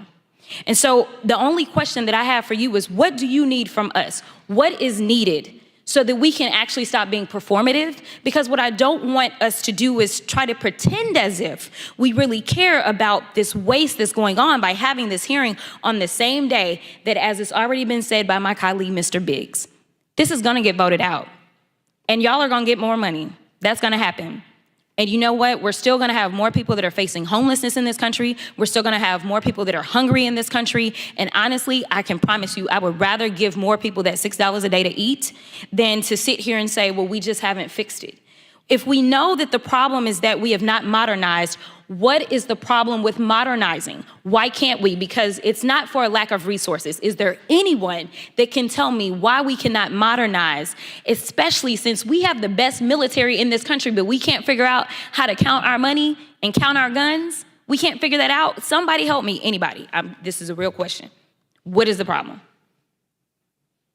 So with respect to clean audit and auditability, we, as has been previously said, retirement of the legacy systems is a significant part of the path to do that. And so we do need to get after that. That's the most significant from the procurement. Let me stop you right there. We need to get after that. Tell me why we haven't, is my question. I think it's just a matter of the number of systems that we're having to evaluate for retirement and incorporation of a modernized business process to capture. Let me ask you this. So can we agree that all the systems need to go? I mean, how modern are any of these systems? Can we not just agree that we need to scrap it and we need to get up to date? This is the same body where we're dealing with AI conversations. Like we haven't even been brought up to today, let alone the future. Can we not just agree that we need to scrap and we need to move on instead of like pontificating? Because I feel like that's what's happening, and it's happening on the American people's dime. The approach we're taking is to promulgate standards that are feeding the data between those systems. So regardless, I don't think it's realistic that we're going to be able to clean slate them all. And so the systems that we have enforcing procurement standards and other standards so that the systems can talk to one another. And Mr. Chair, I know I'm out of time, but if I could just ask this last question. Can you give me a reasonable amount of time to get through to modernizing these systems? Just a reasonable number. I mean, there's systems within my responsibility. I could speak to those, but I'm not familiar. And okay, so speak to I would those. say within a 5-year period. Thank you so much. With that, I yield. Congressman Palmer.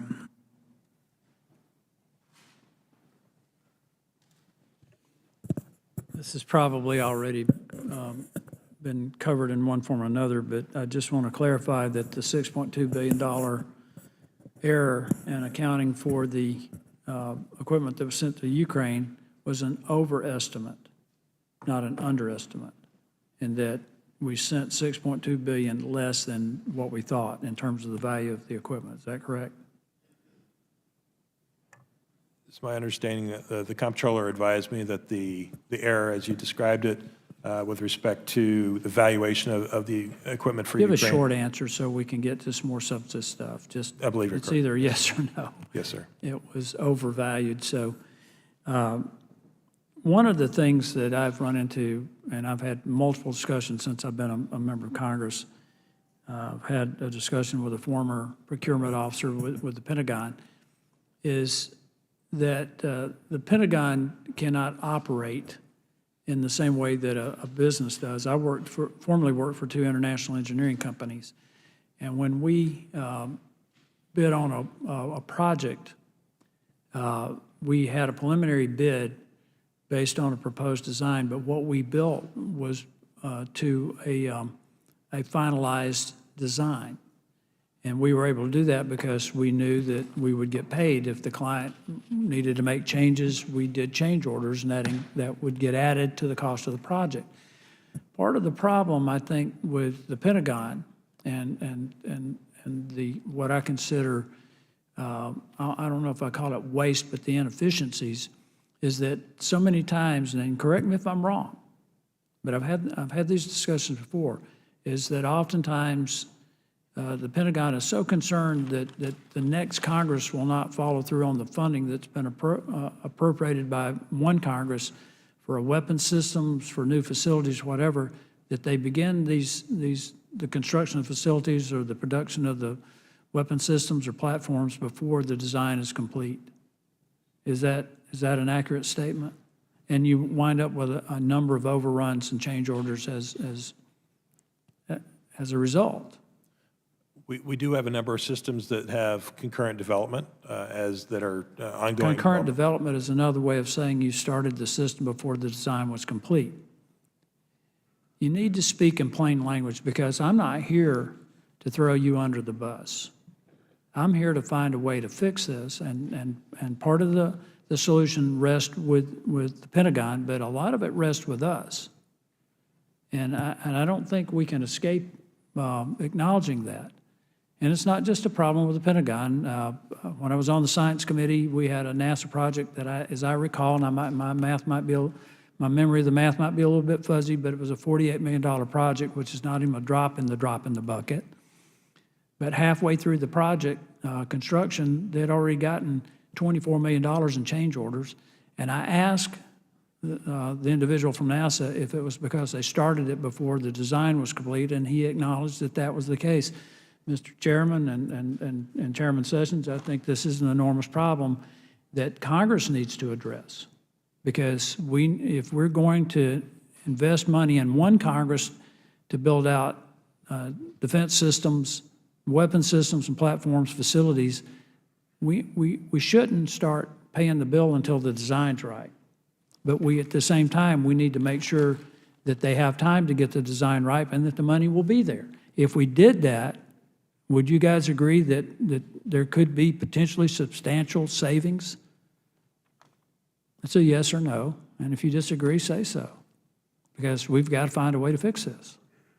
I think a lot of our systems that are software-driven and the iterative development of software-driven systems require us to field some minimal capability and upgrade that as we go. I think That's part of the problem you had with the F-35, particularly with the helmet. But what I'm trying to get to is a way to address these issues, because we're at a point right now where we need, and with all due respect to my colleagues here, I'm more interested in paying soldiers for soldiers and weapons than I am accountants. But at the same time, you're responsible for making sure that every dollar that we appropriate for the defense of this country goes for the defense of this country. And as I've reminded my colleagues, we're either going to pay for this in dollars or we'll pay for it in blood. That's the responsibility that rests on your shoulders. Mr. Chairman, I yield back. Thank you, Mr. Frost. Thank you, Mr. Chairman. So audits are one of our best tools in ensuring oversight and accountability. They give us a chance to look at the financial records and accounting documents and ultimately ensure that assets and liabilities are tracked over time. That is, as long as we're achieving an unmodified or clean audit. Mr. Manfield, very simple question. When did the Department of Defense go through its first full scope consolidated financial statement audit? That's 2018. 2018. Mr. Manfield, did the DOD achieve a clean audit in 2019? No. What about in 2020? No. What about in 2021? No. 2022? No. Year after year, we hope that the DOD will attain a clean audit, and year after year, the DOD fails. DOD is the only major federal agency with this level of consistent failure as it relates to an audit. Mr. Khan, in an attempt to meet the essential standards of accountability, some components of the DOD introduced reforms, including correcting around $5.2 billion in cost assessments and innovations like the deployment of hundreds of bots aligned to financial management processes. Why have these measures all failed to get DOD to have a clean audit? The issue at DODs are much more pervasive. Some of what you mentioned, I mean, those are the bright spots. It is helping that DOD is embracing technology and using some of the robotic process automation. It is freeing up the resources to be able to do more analytical work. But the problems are very pervasive across DOD, and that's why it's taking them time. DOD's antiquated and mismatching financial management systems are a cause for concern. It's part of the reason that they've been on the GAO's high-risk list since 1995. Yes or no, has GAO ever outlined what DOD could do to get them off the list? Yes, we have. Go ahead. It's on a high-risk list. We have 5 removal criteria, and we've been very specific as to what DOD needs to do to come off of the list. And there's been many agencies that have gotten on this list and been taken off, have followed your recommendations. Usually when GAO gives recommendations, how long does it usually take for agencies to implement them and get off the list? The one parallel I can draw is DHS, which is a much smaller agency. It took them 10 years from inception to getting a clean audit opinion. Having said that, they continue to be on the high-risk list because of some issues they're having with technology. Failing an audit doesn't necessarily indicate that funds are being misused or lost funds. In fact, people can achieve a clean audit and still be misusing funds. However, I refuse to accept the status quo that DOD just can't get a clean audit. Mr. Mansfield, when does DOD estimate that you'll be able to pass a clean audit? Oh, can you turn on your mic, I think? The DOD has estimated that they are looking at 2028. 2028. Yes, sir. Mr. Khan, does GAO agree with that estimate, and what does GAO see as the roadblocks to achieving that timeline? They need to have better plans. We don't have a timeline projected for DOD, essentially because the audits are still continuing. The scope of the audits is still expanding.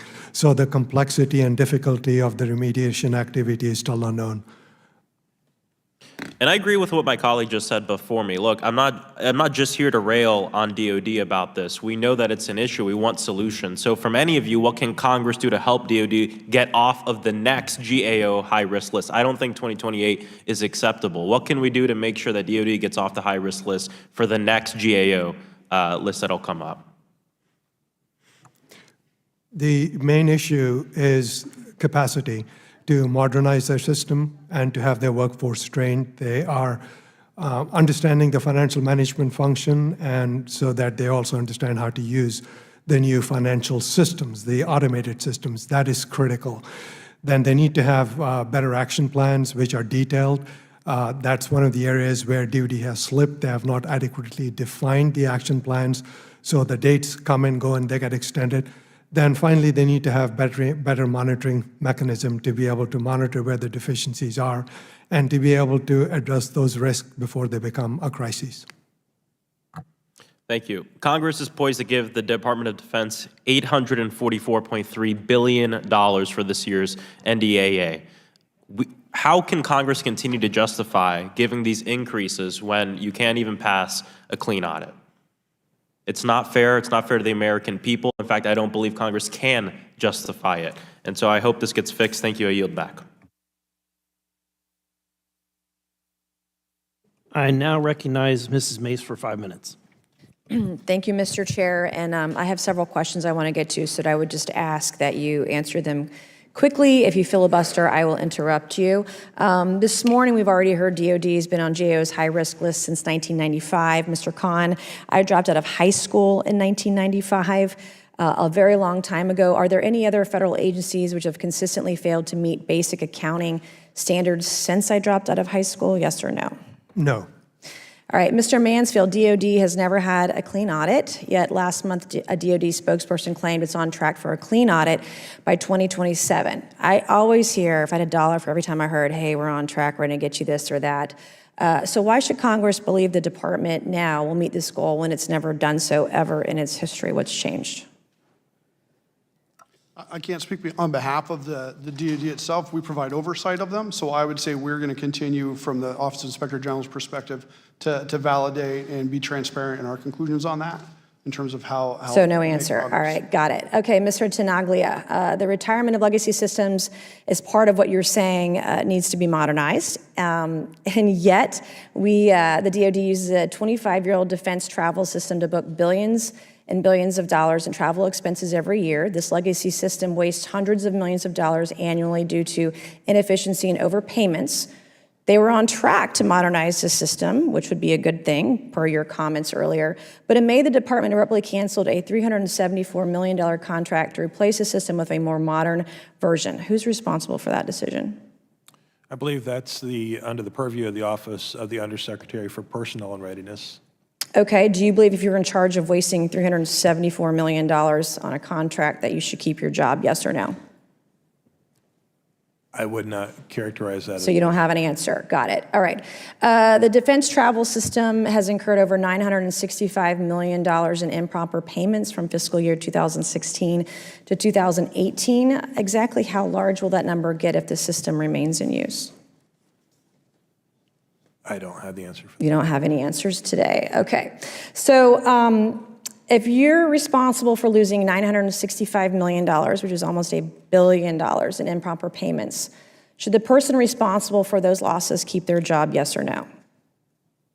I don't know that would be. You don't have an answer. Okay, so what's the plan going forward? Do you plan to stay with the defense travel system for another 25 years? Do they plan to start from scratch? And how much more money is going to be wasted? I would defer to the Office of Personnel. No more. So nobody has any answers. That's the thing. When we have these hearings, you guys come to our committee, we have specific questions, we want specific answers. We're wasting billions of dollars every single year, and no one that comes before these committees ever have any answers. They have no solutions. So like, what are you guys doing? I don't understand. And quite frankly, I've been up here for 2.5 years. I've been very jaded in a very short period of time. I don't know if it's incompetency or ignorance. Like, I really don't. And I don't understand why any of that is okay. It's not okay. In the business sector, if you lose $1 billion, you lose your job.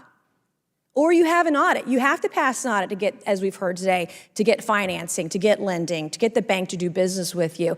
And yet you just have a free check, a free pass. All these agencies have a free pass from us, and they're going to get another free pass. DOD is going to get another free pass today with no one being held accountable, no one being held responsible, no one taking responsibility, no one's in charge. Like, I just don't understand the incompetency with any of this. I don't get it. I'm not impressed. We're just going to basically shrug our shoulders and just sit here with our hands, crossed, that we're just going to continue to waste billions of dollars. No one's in charge. No one's responsible. No one's ever going to be held accountable, and everybody gets to keep their job.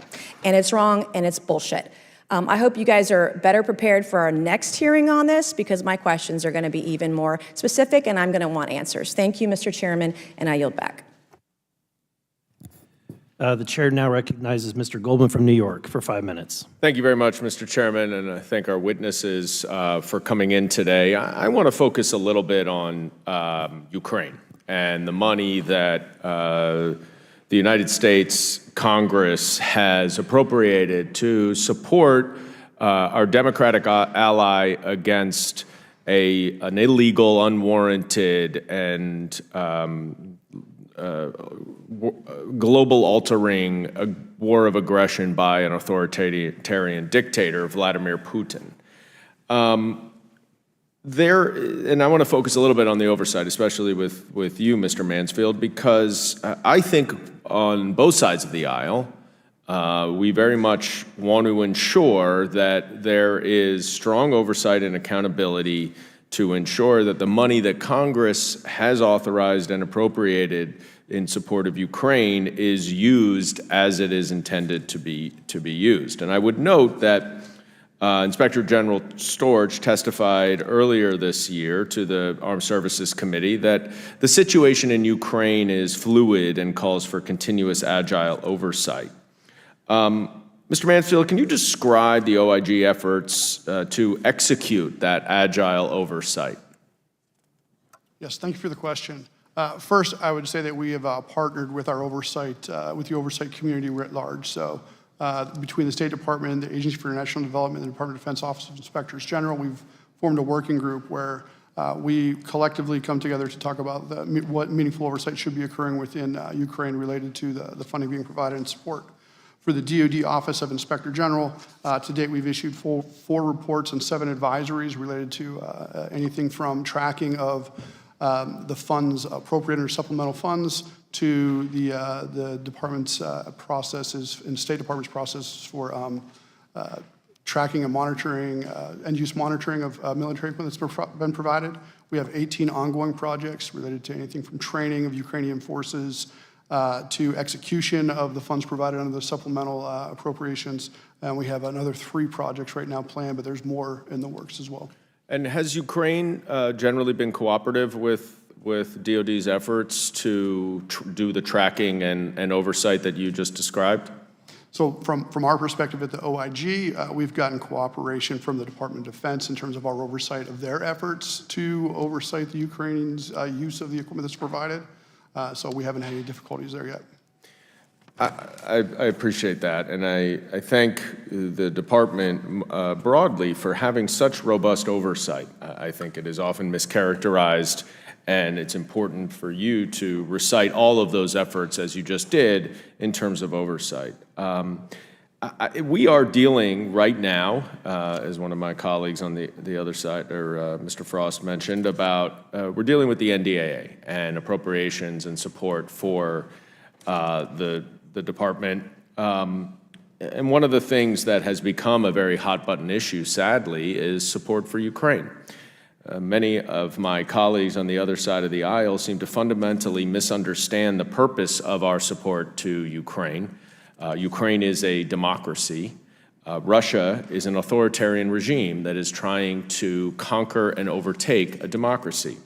And when we talk about America first, we're talking about America's national security. And if my colleagues don't realize that the support of a robust democracy and robust democracies broadly around the world do not relate to our national security, then they fundamentally misunderstand global engagement and foreign policy and what makes us safe here at home. I was very disturbed to see that the chairman of this committee, not the subcommittee, but the committee, went on television last week, I believe, to say that President Biden is scared of conducting oversight of what is going on in Ukraine, and I appreciate you outlining all of the extensive efforts that the department is doing to provide that oversight. And I would just urge the department to continue to do that oversight, and I'd urge my colleagues on the other side of the aisle not to defend and take the side of a dictator in Vladimir Putin trying to overtake and dominate and conquer a democratic nation that needs our support. And it's sadly become somewhat of an odd political football, but the notion that we would not support a democracy at war around anywhere in the globe is completely counterintuitive and counterproductive to our own national security. So I thank you all for being here, and I yield back. Thank you. The chair now recognizes Mr. Donalds from Florida for 5 minutes. Thank you, Mr. Chairman. Allow me to actually respond to my colleague on the other side of the aisle. The issue with Ukraine is not that members on my side of the aisle don't want to support a democracy in Ukraine. That is not the issue. The issue is that while spending upwards of $114 billion in said conflict with, frankly, no end in sight, because the president has not led in any of this effort, mind you. He was drug into this conflict because of his own dereliction of duty when Russia was amassing troops on the Ukrainian border for 6 months and President Biden did nothing. He dithered, he ignored. And only when Putin actually went in, his first comment to Vladimir Zelensky was, "I'll send a G5 for you, hop on the plane and let's go home." That's what he told Vladimir Zelensky. And it was only until the Ukrainian president and frankly people around the world said we should stand for Ukraine, then Joe Biden did an about face. So that's number one. Number two, the issue that a lot of Americans are having right now is that we have spent $114 billion on the Ukrainian conflict to defend Ukraine, which, by the way, I do think we should do. But at the same time, we have recklessly disregarded our own southern border and our own national security, which is affecting many states, many counties, many localities who are now not just on the southern border, but basically in every city in the country. Don't believe me? Go ask Eric Adams, the mayor of New York, who is now very concerned about the fact that we have more migrants in the city of New York than they have space for because of President Biden's reckless policy on the southern border. So I would urge my colleague on the other side of the aisle is don't do this in a vacuum. Please understand that you have members who want to be supportive of Ukraine, but they are very concerned and now at this point apoplectic that we have spent $115 billion on Ukraine, but we can't secure our southern border. That is why members on my side of the aisle are furious, frankly, with Joe Biden and those who want to use Ukraine as a leverage point. Will the gentleman yield for I'm not a quick question? yielding. You had your time. I'll let you talk. I was going to interrupt you, but I didn't want to. I ain't yielding. Now, point number three, and this is very, very clear. With respect to Ukraine's sovereignty, I'm very familiar with the Bucharest Agreement. I think every member of the chamber is now familiar with this agreement. We signed on to protect their sovereignty if Ukraine returned their nuclear ballistic missiles back to Russia. That was the '94 agreement. We signed on to that as the United States of America. I believe that we should uphold that agreement. I do. But when you see Russian troops amassing on the border of the same country we have an agreement to protect, and you do nothing, your inaction as the commander-in-chief cost the United States taxpayer $115 billion. That's why members on this side of the aisle are frustrated with Joe Biden and his lack of action. Now back to the Department of Defense, because that's what I'm really here to do, but I had to set the record straight. Here's the issue. May I just ask a question quickly? No, because you're not recognized. Now, back to the Department of Defense. Here's the issue we're having. We want to spend money to defend this nation and to make sure that our men and women have every piece of equipment necessary to do so. We want to make sure they have all the bullets, all the tanks, all the ships, all the equipment necessary. But the frustration you're having in Congress, you're seeing, which I'm going to tell you right now is growing, is the complete disregard for fiscal sanity at the Department of Defense. We cannot continue to just fund contracts in infinitum with no idea of how we're actually going to acquire the material we're paying for, getting the material that we have maintained in an orderly and timely fashion, and that the men and women who are on the front lines, not the brass, not the people over at the Pentagon, the men and women who are on the front line are getting what they need in a timely fashion. I don't think you would have many issues from Congress to be able to fund that.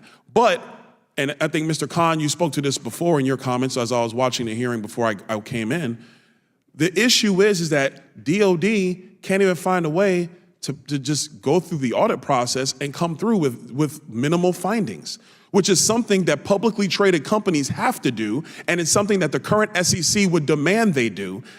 Forget the other agencies for that matter. So that's the issue we're having at the Department of Defense. I want to fund our military. I want us to be a lean, mean fighting machine. That's what I want. But as a member on the Republican side of the aisle, I got serious concerns about funding the agency if the bloat and the waste continues. Procurement reform is critical. Last quick question, I believe I'm gonna send it to you, Mr. Mansfield. I understand that we spend a ton of money on diesel fuel, but don't you believe that finishing the Project Pele project and actually getting it up and running and doing it consistently, won't that be to the betterment of the Department of Defense? And I'll close off that. Sorry, I'll take that one for the record. All right, the chair now recognizes Mr. Lynch for 5 minutes. Thank you very much, Mr. Chairman. I do want to say there's a little bit of revisionist history here about the circumstances under which Russia did invade Ukraine. I hope my colleagues recall that it was the U.S. intelligence service that, and the White House that consistently warned President Zelensky that Russia was going to invade. It was Zelensky who came back and said, we don't think they're going to do this. Those are the facts. Those are the facts. I understand if you want to score political points, I understand that, but you can't rewrite history. And if you go back and read the intelligence reports, read what Zelensky was insisting, it was the U.S. intelligence service, and we collectively in this Congress, in classified settings, we applauded the work of the U.S. intelligence service under the Biden administration for correctly calling that invasion and rallying Europe behind Ukraine, standing behind them.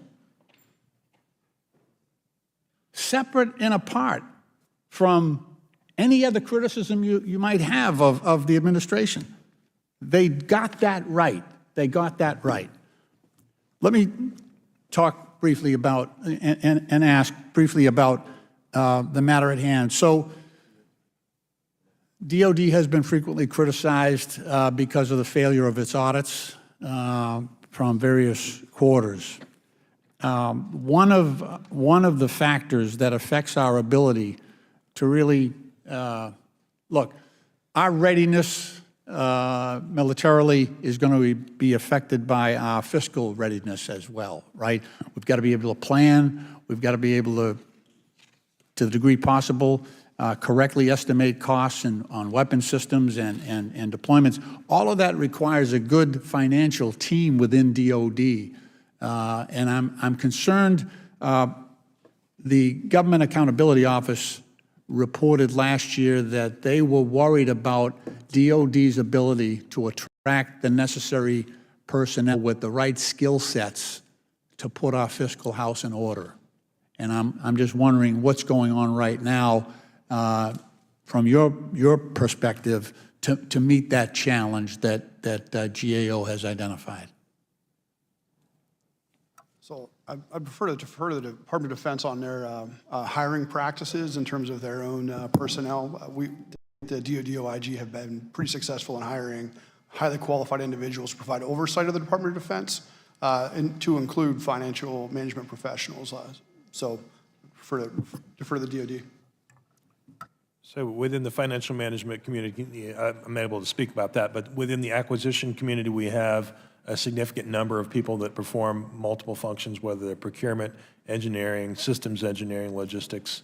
But the workforce challenge of making sure we're able to attract and recruit the right people to do what we need them to do, that is right now one of our leaders' top priorities. Let me just, it sounds like everything's fine, don't worry, but this is I'm reading from the GAO report that DOD lacks a strategic approach for workforce planning for the collective set of staff that support financial management systems. I mean, that's their analysis after their investigation. And you know, you're saying things are good and we're going to keep on doing what we're doing. So there seems to be a divergence of opinion there. Did the GAO hit on anything, or they're just... So I would prefer to have the comptroller provide you the response for the financial management community. I can speak to the acquisition community. Mr. Khan? The major issue that was identified in that report was a skill gap analysis for DOD to be looking to the future to develop the workforce of the future. For a few reasons, their processes are changing in part because of the audit. New technology is coming in line, so you have to retrain the people to be able to understand the new process and the technology. So without doing a skill gap analysis, which is what they currently have and where they need to be, it's going to be difficult to develop the requirements, the skills that the people need to have for the future needs. All right. My time has expired. Mr. Chairman, I yield back. Thank you. Thank you. The chair now recognizes Mr. Letourneau for 5 minutes. Thank you, Mr. Chairman. Thank you all for being here today. As our adversaries continue to increase their aggression, it's more important than ever that Congress ensures our brave servicemen and women have the resources they need to keep themselves and our nation safe. China is slowly but surely probing the sovereign boundaries of Taiwan, and their malign naval activity in the Pacific is well recorded. Iran seeks to become a nuclear power in the near future, which would only further destabilize one of the most tumultuous regions in the world. And President Biden's weakness on the world stage following the botched withdrawal from Afghanistan has empowered our enemies across the globe. I would argue that strengthening our military readiness and supporting our allies abroad is one of the most important duties we have this Congress. At the same time, the American people find themselves drowning in $32 trillion of debt. Kansans, like many Americans across our country, are very concerned with the Pentagon's lax accounting practices. The DOD is no stranger to sloppy bookkeeping. They failed 5 consecutive audits and can't even tell you how many contractors the department employs. As just a few examples of this complete lack of accountability, the DOD could not account for more than 61% of its assets in the most recent audit. The United States Air Force spent $549 million on 20 cargo planes for the Afghan security forces, and then was forced to suspend the program and sell the planes for scrap for just over $40,000 because they were deemed unreliable and unsafe. Just last month, the agency overestimated the value of weapons sent to Ukraine by $6.2 billion. And when the Pentagon has been provided opportunities for improvement, they often fail to take advantage and allow the mismanagement to continue. Of the over 3,300 recommendations made to the department in 2021 to improve their financial management, they failed close to 2,800. No business or organization in America operates this way. This current standard of fiscal accountability is completely unacceptable, and the American taxpayers deserve better. With the countless threats facing our country today, it is vital that the United States continue funding our defense capability. However, Congress's authority over the power of the purse is a tremendous responsibility, and we owe it to our constituents to exercise that power judiciously. Mr. Khan, how does the lack of financial audibility at the Pentagon impact its ability to effectively allocate resources, manage budgets, and make informed financial decisions? It impacts it greatly. Without having adequate controls, you would not have the reliable information with which to make the decisions as to where to allocate the money and to reprioritize funding if that need arises. This is for each of you. What are the consequences, both financial and reputational, of DOD's failure to pass audits?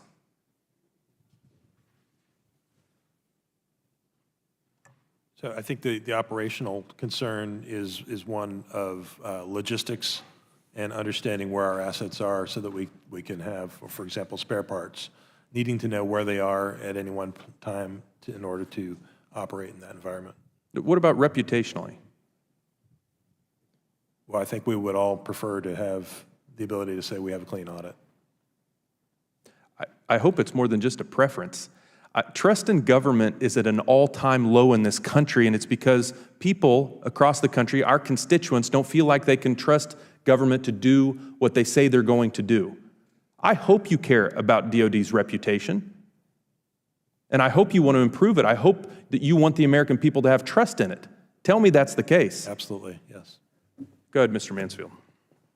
Well, you took my answer. I was going to say it erodes the trust of the American public in the department's ability to be fiscally responsible, to be good stewards of taxpayers' dollars. That is, I think, the biggest risk in terms of reputation for the department. Operationally, as we've talked about, financial, the dollar values is one piece of that, but as we're going through and doing testings of systems and records, we also look at condition. So that's where you really start to get into some of the operational side of the house.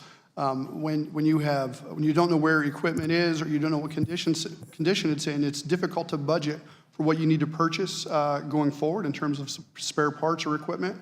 If you don't know what condition is, you can't budget for repair to bring stuff up to standards so it's operationally available and ready. And so it is fundamentally an operational issue in addition to a fiscal issue. Quickly, my time's about up. DOD's inability to get an opinion prevents GAO from auditing the government-wide financial statements. Because of that, government-wide, the U.S. government cannot get an opinion. We have to fix this problem, gentlemen.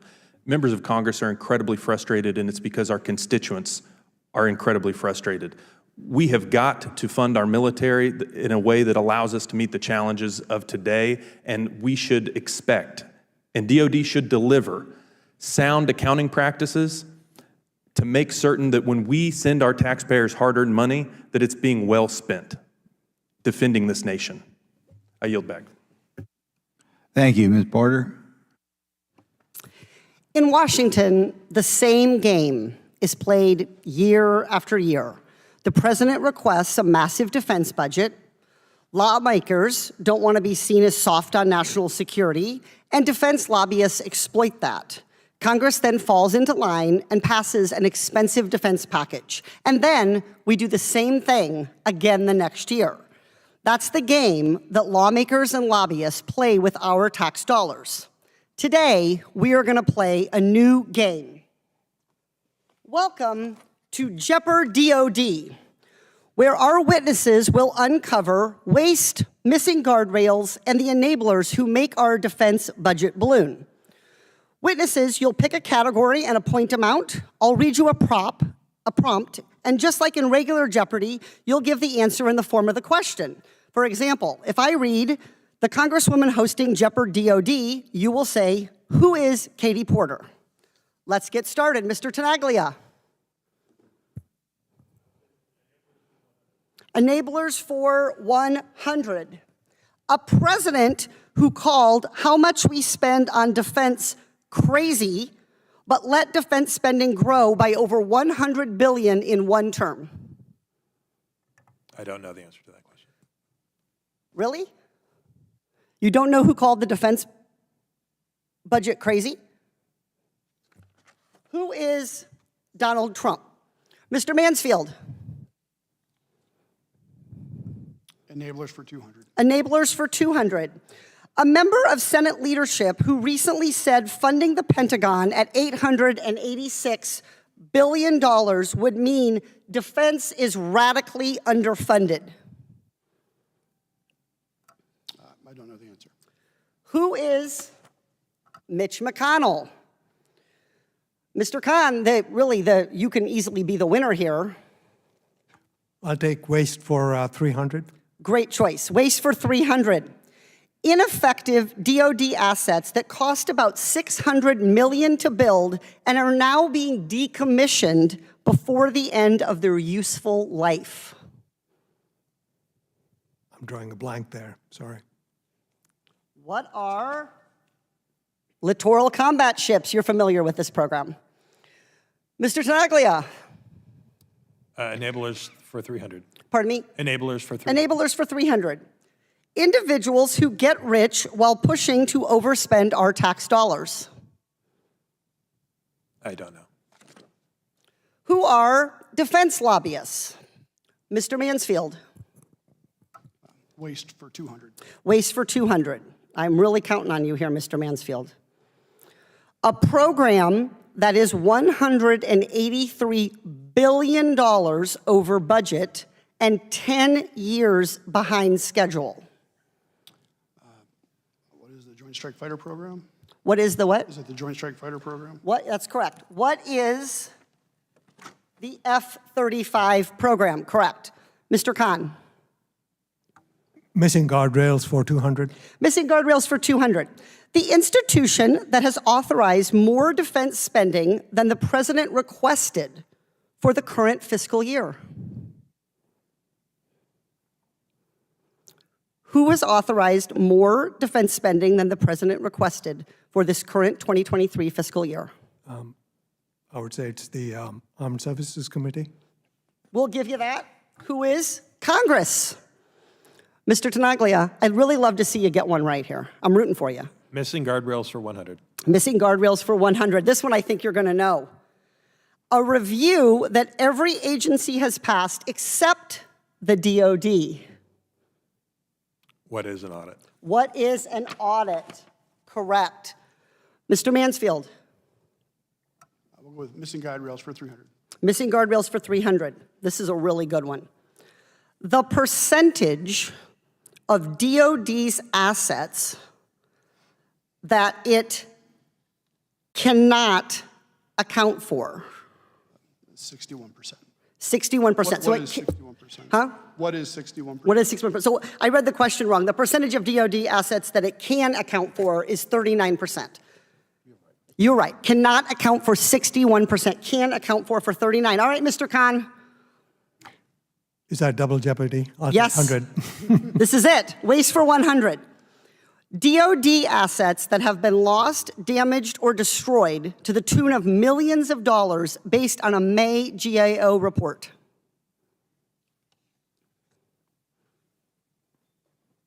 What are spare aircraft parts? We're out of time for Jeopardy DOD, and the winner here today should be the American people. Because no matter who uncovers the most waste, the important thing is that we provide long overdue oversight to the taxpayers. Look, politicians and lobbyists play the same spending game year after year, and that is not getting us to a responsible defense budget. Nobody's going to Mr. win Fallon. until we start playing a new game. I yield back. Recognize. Thank you, Mr. Chairman. Gee, I think we all know who's running for the U.S. Senate. So I want to thank you, Mr. Chairman. I want to thank the witnesses today as well. We're not going to play Jeopardy or any other childish games because I don't care about viral clicks. What I care about is some answers because soldiers are dying. I want to bring to the attention a DOD financial mismanagement that is directly leading to injuries and death of our service members. The Army has a Humvee program that retrofits Humvees to prevent them from rolling over.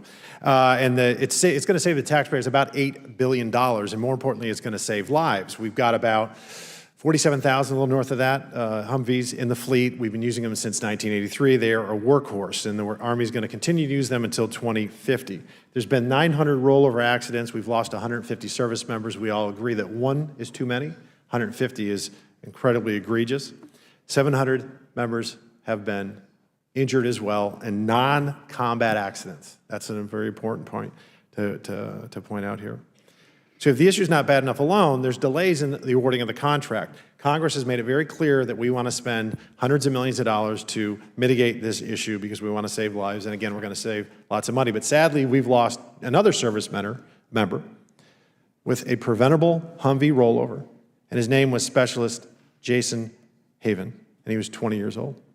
What makes me angry is his vehicle was originally scheduled to be retrofitted in February, but because of delays, it never happened. I can't help but think that if the Army had done its due diligence and ignored contractor politics and moved forward with a sense of urgency that Congress has clearly directed for 3 years, that Specialist Haven might be alive today. So let's call this for what it is. It's contractor politics and its special interests inside the Pentagon that's delaying the retrofit program because it's not lucrative for certain interests outside of the Pentagon. The incumbent contractor with the only proven kit to solve this issue has passed every hurdle that the contracting office and the competitors could have thought to throw at them. So this decision is costing the Army billions of dollars and is a perfect example of financial mismanagement. So Secretary of the Army Wormuth, I just talked to her yesterday. She has assured me under oath and in private again that she is committed to getting this work done expeditiously. I really thank her for that. But unfortunately, down a few levels, the ball's being dropped here.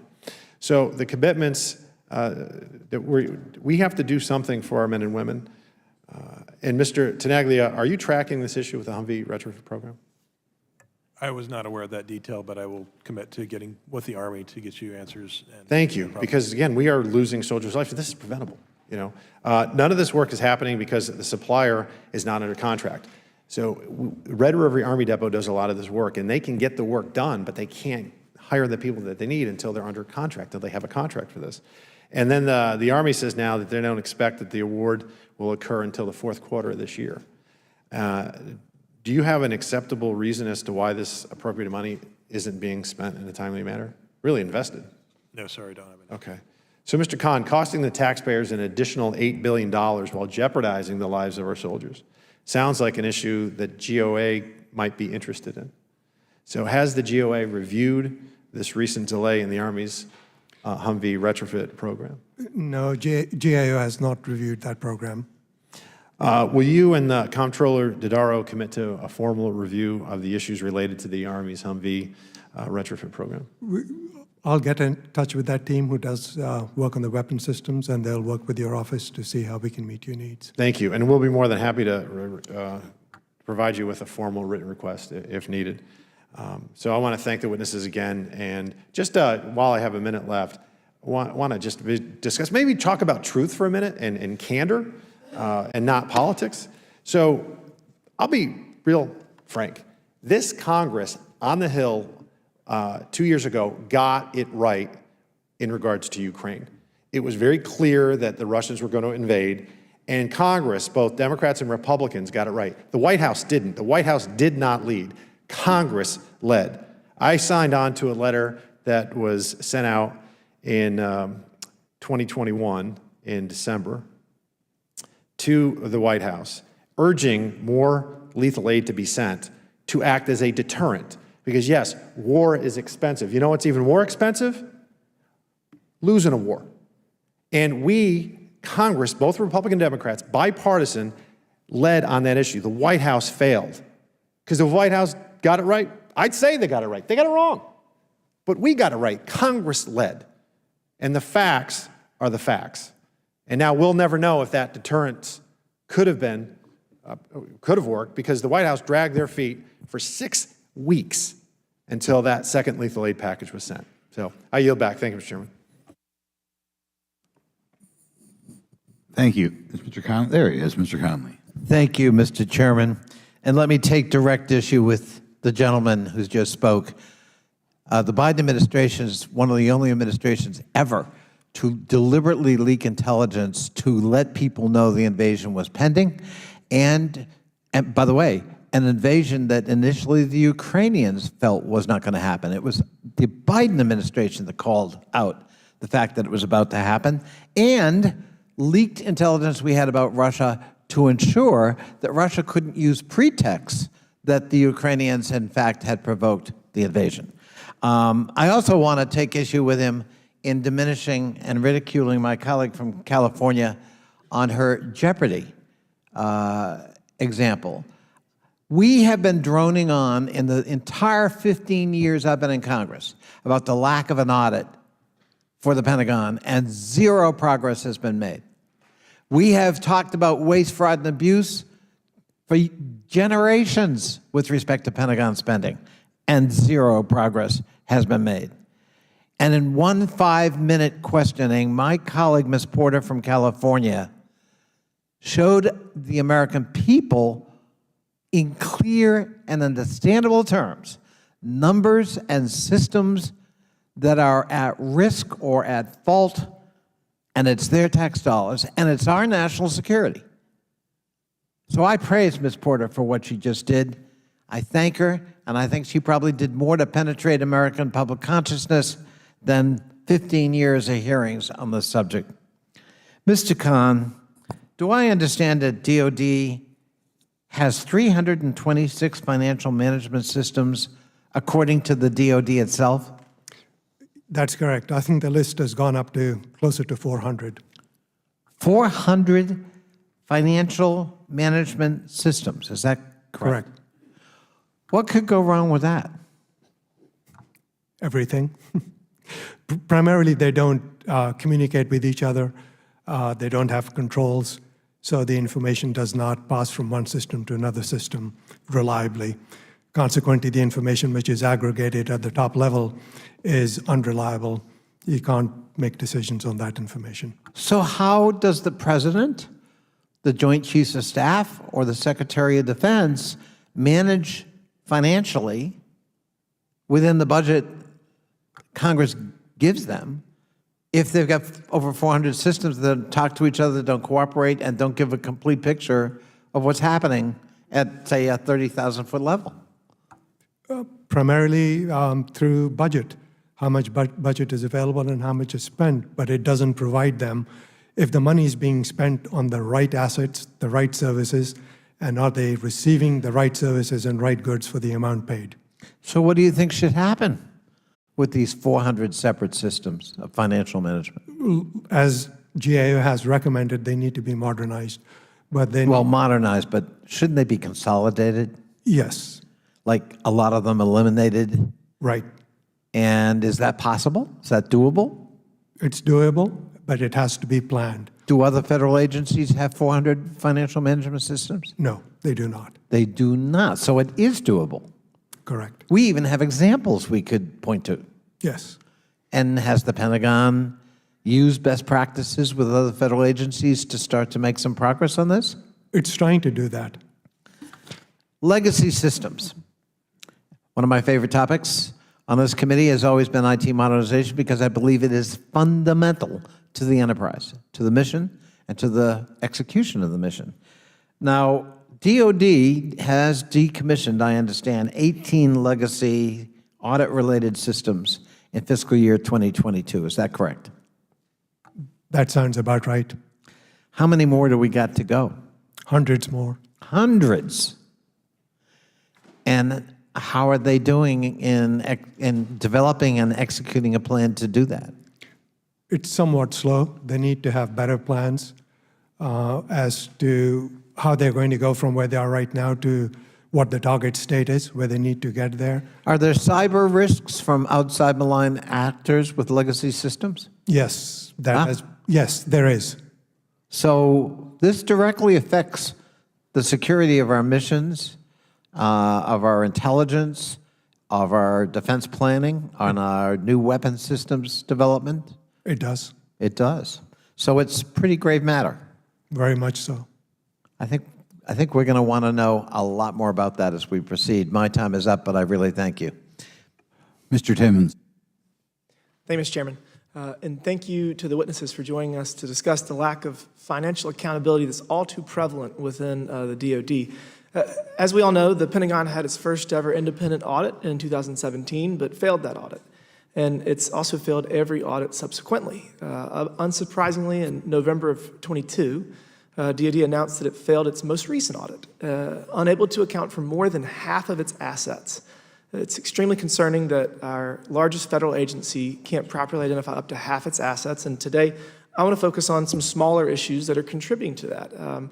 In the GAO report released on May 23rd on the accountability of spare parts, the GAO found that 1 million parts have been, quote, lost since 2018. The report said DOD and contractors cannot agree on how spare parts should be categorized. This lack of agreement affects how DOD processes lost parts. For example, about 500,000 lost parts worth $85 million, DOD was only able to review the circumstances surrounding 2% of identified losses since 2018. Mr. Khan, this question's for you. Can you provide additional context for the committee? What is your definition of a quote-unquote lost part? When the parts do not match what's in the record, and what's in the record do not match the part which is in the warehouse. And do auditors currently have the ability to identify and differentiate which parts are actually lost and those which are simply excess inventory? No. Is that a problem? That's a huge problem. So would it be much better to have to differentiate these categories? Yes. How do we do that? By inventorying them correctly, by tagging them, by having the right information in their records, as to which part is obsolete and which part is still serviceable. What needs to be done to accomplish that? Better records, better policy and procedures, so somebody follows through with their guidance to make sure that information is in the records. Is it harder? I know that Mr. Connolly was discussing the 400 different systems. Is that part of the problem? If there was fewer, if it was more streamlined, would it be able to accomplish that? That's part of the problem. In this case, a lot of these spare parts are managed by contractors. So there needs to be proper guidance for the DOD personnel to require the contractors to provide that information. Okay, thank you. Mr. Mansfield, speaking specifically on the F-35 program, what percentage of parts have been lost in the last 5 years? Oops, sorry. I don't know the specific number on that. Okay, it seems that the rate is fairly low, given the information that I'm looking at. So you don't know the answer to that. What is the overall goal for the Defense Department as it relates to lost parts? So I can't speak for the department's overall goal, only because we provide oversight of the department, but what I could say their goal should be is there should be no lost parts, right? 100% inventory accuracy in terms of parts. I think that's a great goal, but I mean, I think 0% is probably not attainable, but I mean, sure. I would say somewhere low single digits is a good objective. What methods do you think could be implemented to lower lost part percentages? Sure. So specifically for the Joint Strike Fighter, because those are government assets that are controlled by a contractor, the fundamental thing, there's three things that go into it. One is contract requirements, very clear contract requirements and deliverables that have measurable outcomes and goals within that. And then you also have to have, the second part of this is a very solid oversight plan from government, a way of checking and checks and balances on the contractor. And the third is the wherewithal within the contracting community to actually hold the contractors accountable for not meeting contract requirements and providing the information that's required to maintain accountability and fiscal responsibility for those parts. Sure, thank you for that. We got a long day ahead of us working on the NDAA. I'm glad that we're having this hearing to discuss concerns with what's our largest federal agency, so we can continue to do better. And Mr. Chairman, I yield back. Thank you. Thank you. Mr. Moskowitz. Thank you, Mr. Chairman. I'd like to yield some of my time to Representative Goldman. Thank you. I thank the distinguished gentleman from Florida for yielding a little time. I want to briefly address another one of my distinguished colleagues from Florida's earlier remarks, and in mostly saying that there was a 6-month buildup of Russian troops on the border and somehow President Biden did nothing to deter Russia from invading Ukraine. I find it odd to hear a Republican supporter of Donald Trump complain that we didn't do more earlier to deter Russia. We all remember in 2019, Donald Trump withheld all of the military and security assistance Congress appropriated to Ukraine in order to benefit his re-election campaign. And in fact, on the contrary, Joe Biden, as president, did share intelligence to rally around our European allies to support Ukraine in a meaningful way that actually offset the need for us to provide as much financial assistance. But I'm glad to hear that Mr. Donald supports Ukraine in its war against Russia, and I hope that he can convince his colleagues, including some on this committee, not to strip all funding for Ukraine in the NDAA. I thank my colleague for yielding, and I yield back. Thank you. So we're talking about the NDAA while this hearing's going on, supporting our defense, supporting our country, keeping our military superiority over China. It passed 58-1 in committee. Bipartisan, how it has always been and how it should be. Except now it's held hostage. It's held hostage over the culture war, right? It's not about defense, it's not about protecting the American people. No, it's about abortion or defending the Confederacy based on amendments that my colleagues have filed. Or it's about books again, we're back to books. Or it's about stopping mitigation to climate change. Anyone right now who's currently experiencing record flooding or record heat, they're not worried about defending the country. No, they're worried about stopping mitigation to climate change. The Senate's going to kick all this back to us. They're going to wipe all this culture war nonsense out. And so this is just theater. It's not about defending the country. They're holding up 250 nominees in the Senate to our military. My colleagues across the aisle are doing that. We can't appoint the head of the Marine Corps because of the culture wars. Hasn't happened since 1910. In October, when we're going to see the chairman of the Joint Chiefs of Staff probably retire, nope, we won't be able to appoint that person either, based on this nonsense if it continues. But they're focused on the audit of the Pentagon. Can you imagine if someone audited this committee? Oh wait, I have that audit of this committee. Actually, it's in form of an indictment. That's the audit of this committee. It's an indictment by the Department of Justice, because this committee is focusing on working with foreign agents, right? We want to talk about national security. That's why you guys are here. It's about national security. But the main committee is working with an indicted Chinese agent who does business with the Iranian regime and is an illegal arms dealer to Libya. All of this in order to own Hunter Biden. That's how far they've stooped. It reads like a 007 movie, this indictment, except they're working with the villain. You know, that's why I've sent a letter to the China Select Committee, the chairman of that committee, to open up into an investigation into what's happening in oversight, because I'm deeply worried about whether the CCP has manipulated the information that's been provided to this committee through their foreign agent that they're working with, and the information that they're then providing to the American people. It's also why I've sent a letter to the chairman of Foreign Affairs and the chairman of Homeland Security, because I need to know, and the American people need to know, they have a right to know, whether the indicted foreign agent, the illegal arms salesman who is working within the Iranian regime, who is a supporter of terrorism around the world, that's who they're working with. We need to know whether they have jeopardized Homeland Security in their search to help Donald Trump in his reelection. I yield back. Mr. Burchett?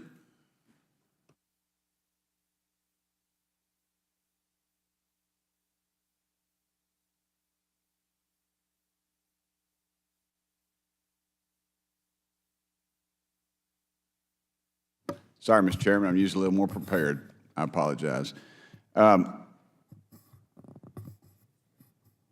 Mansfield, the presidential budget for fiscal year 2024 requested $910.8 billion for defense-related activities. Does that sound right to you? Yes. How much of that $910.8 billion is mandatory, and how much is discretionary spending? I believe the vast majority is discretionary. I can't hear what you're saying. Discretionary, sir. Say again? I said I believe the vast majority of that would be discretionary. Vast majority, okay. When was the last time the Department of Defense passed a clean audit? It never has. Never has. And what issue does the department face in tracking the money that was spent? It's a magnitude of issues. You know, it's as we speak about, or I spoke about in my prepared statement, there's a series of material weaknesses, anything from information technology systems to its ability to track its balances that are with the Treasury, its inventory over property and equipment, its ability to actually capture the total universe of financial transactions. Okay, I appreciate all that, but don't you think it's time, I mean, if you've never had it, if it never has come out right, that you all would fix that problem? I would agree it's time for the DOD to fix that problem. Our role as the Inspector General is to oversight the DOD's process. So we actually issue the opinion that finds that the DOD cannot report its financial information accurately. How does the process work in the Department of Defense? The auditing process, how does it work? Well, in terms of the audit or the compilation of the financial statements? Because Just the audit, or the auditor? We have, within the DOD Office of Inspector General, we look at the consolidated financial statements, and then we oversee a series of independent public accounting firms that look at individual entities within the DOD that have their own financial statements that roll up into the agency-wide. And so at the entity level, there's testing going on by IPAs, substantive. So it just goes from one bureaucrat to another bureaucrat, it just goes up the chain. Okay, let me ask you, how many people work in this maze? How many people work to audit the Pentagon? Right now, my organization, the DOD Office of Inspector General, has about 180 people dedicated to it, and then within the independent public accounting firms, it's right around 1,400 staff. Now, does the Pentagon do any of this work in-house? Do they do their own auditing at all or any of that, or do they just? They contract with a few IPAs and oversee those IPAs. We do the vast majority. Did you say overseas? They oversee them. Yes. Oversee them, okay, I'm sorry. apologize. Yep. You had me really nervous then, I was going to change my question. How much do y'all spend to do on the auditing process? So in fiscal year 2023, it looks like we're around 186, the DOD is around $186 million.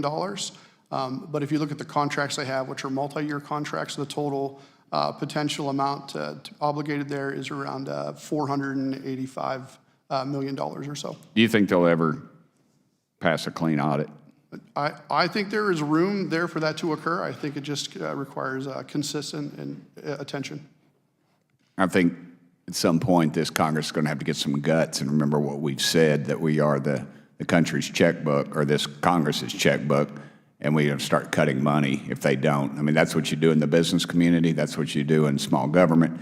When I was county mayor, I'll tell you this, if they didn't come back clean and they couldn't give me the proper answer, I was going to fire somebody's butt overnight. Tennessee's a right-to-work state, and they were gone. This group, all you do is hire more people. I just don't follow what's going on. Mr. Khan, if I say that name correctly? Yes. Mr. Khan? Yes, sir. In your opinion, what programs within the department are most prone to waste, fraud, and abuse? Based on the work, it's primarily the weapon systems. I mean, that's where there are cost overruns, time delays. Do they do this so they can say, well, we're putting more into it? Or it's just, they try to wrap it in the patriotism of this great country. And I worry about that. I can't answer that question. Do what? I don't know the answer to that question. All right. How does the Department of Defense's financial management compare to other federal agencies? It's lacking compared to other federal agency. And that's saying something, because federal agencies are pitiful. So go ahead. I'm sorry. Well, I was going to say it's the only one which has not received audit opinion since it became a law in 1990, so it's really far behind other federal agencies. I prepared legislation. I will be filing it, Mr. Chairman, to penalize government departments that do not follow through or do not who have audit findings in the future. I would hope maybe this Congress would get some guts and our party would get some guts and follow through with some of our promises that we've made. Thank you, Mr. Chairman. I appreciate all you guys being here. I know you probably woke up this morning and thought, wow, this is going to be just like it is on television, and obviously it's not, because we have terrible snacks back there. I just want you to know that. So, exactly. No snacks, exactly. Okay, thank you. Ms. Green? Thank you, Mr. Chairman.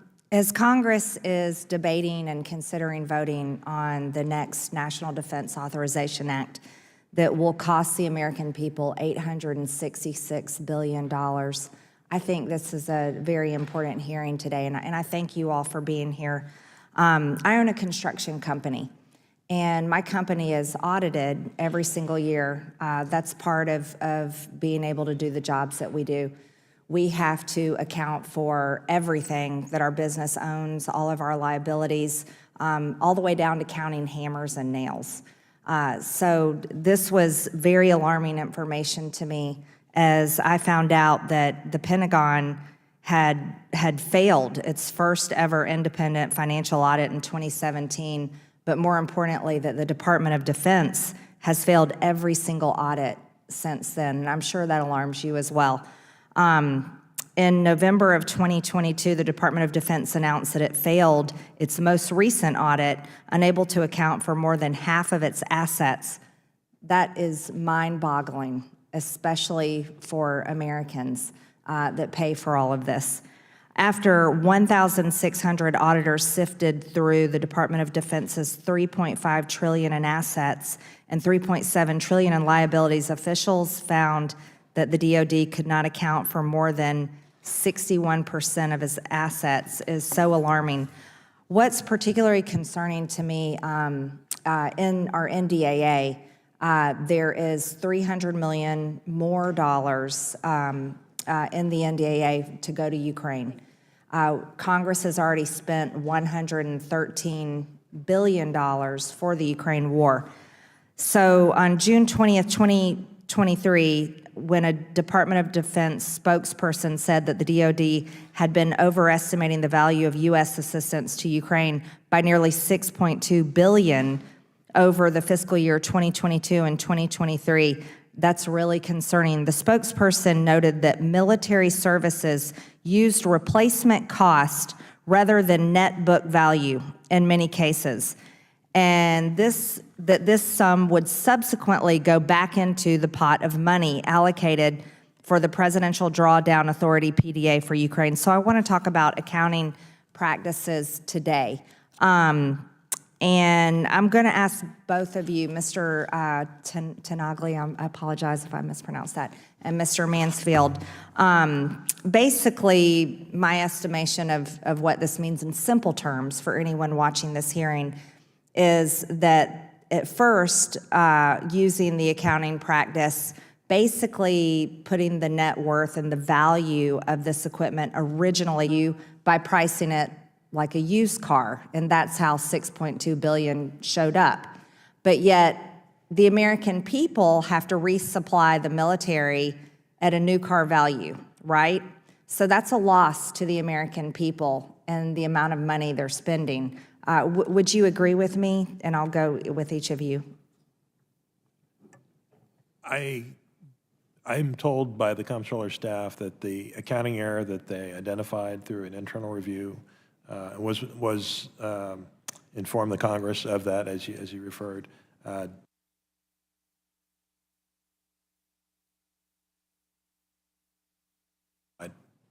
And how, or it's actually just giving you, is it a loss to the American people, or is it giving Ukraine another $6.2 billion using accounting terms? I don't believe it's another $6 billion. I believe it is a re-estimation of the value of that equipment. Well, who is going to be paying for the $6.2 billion when we replace the military equipment for our military, for the defense of our country, not Ukraine, who some seem to think it's the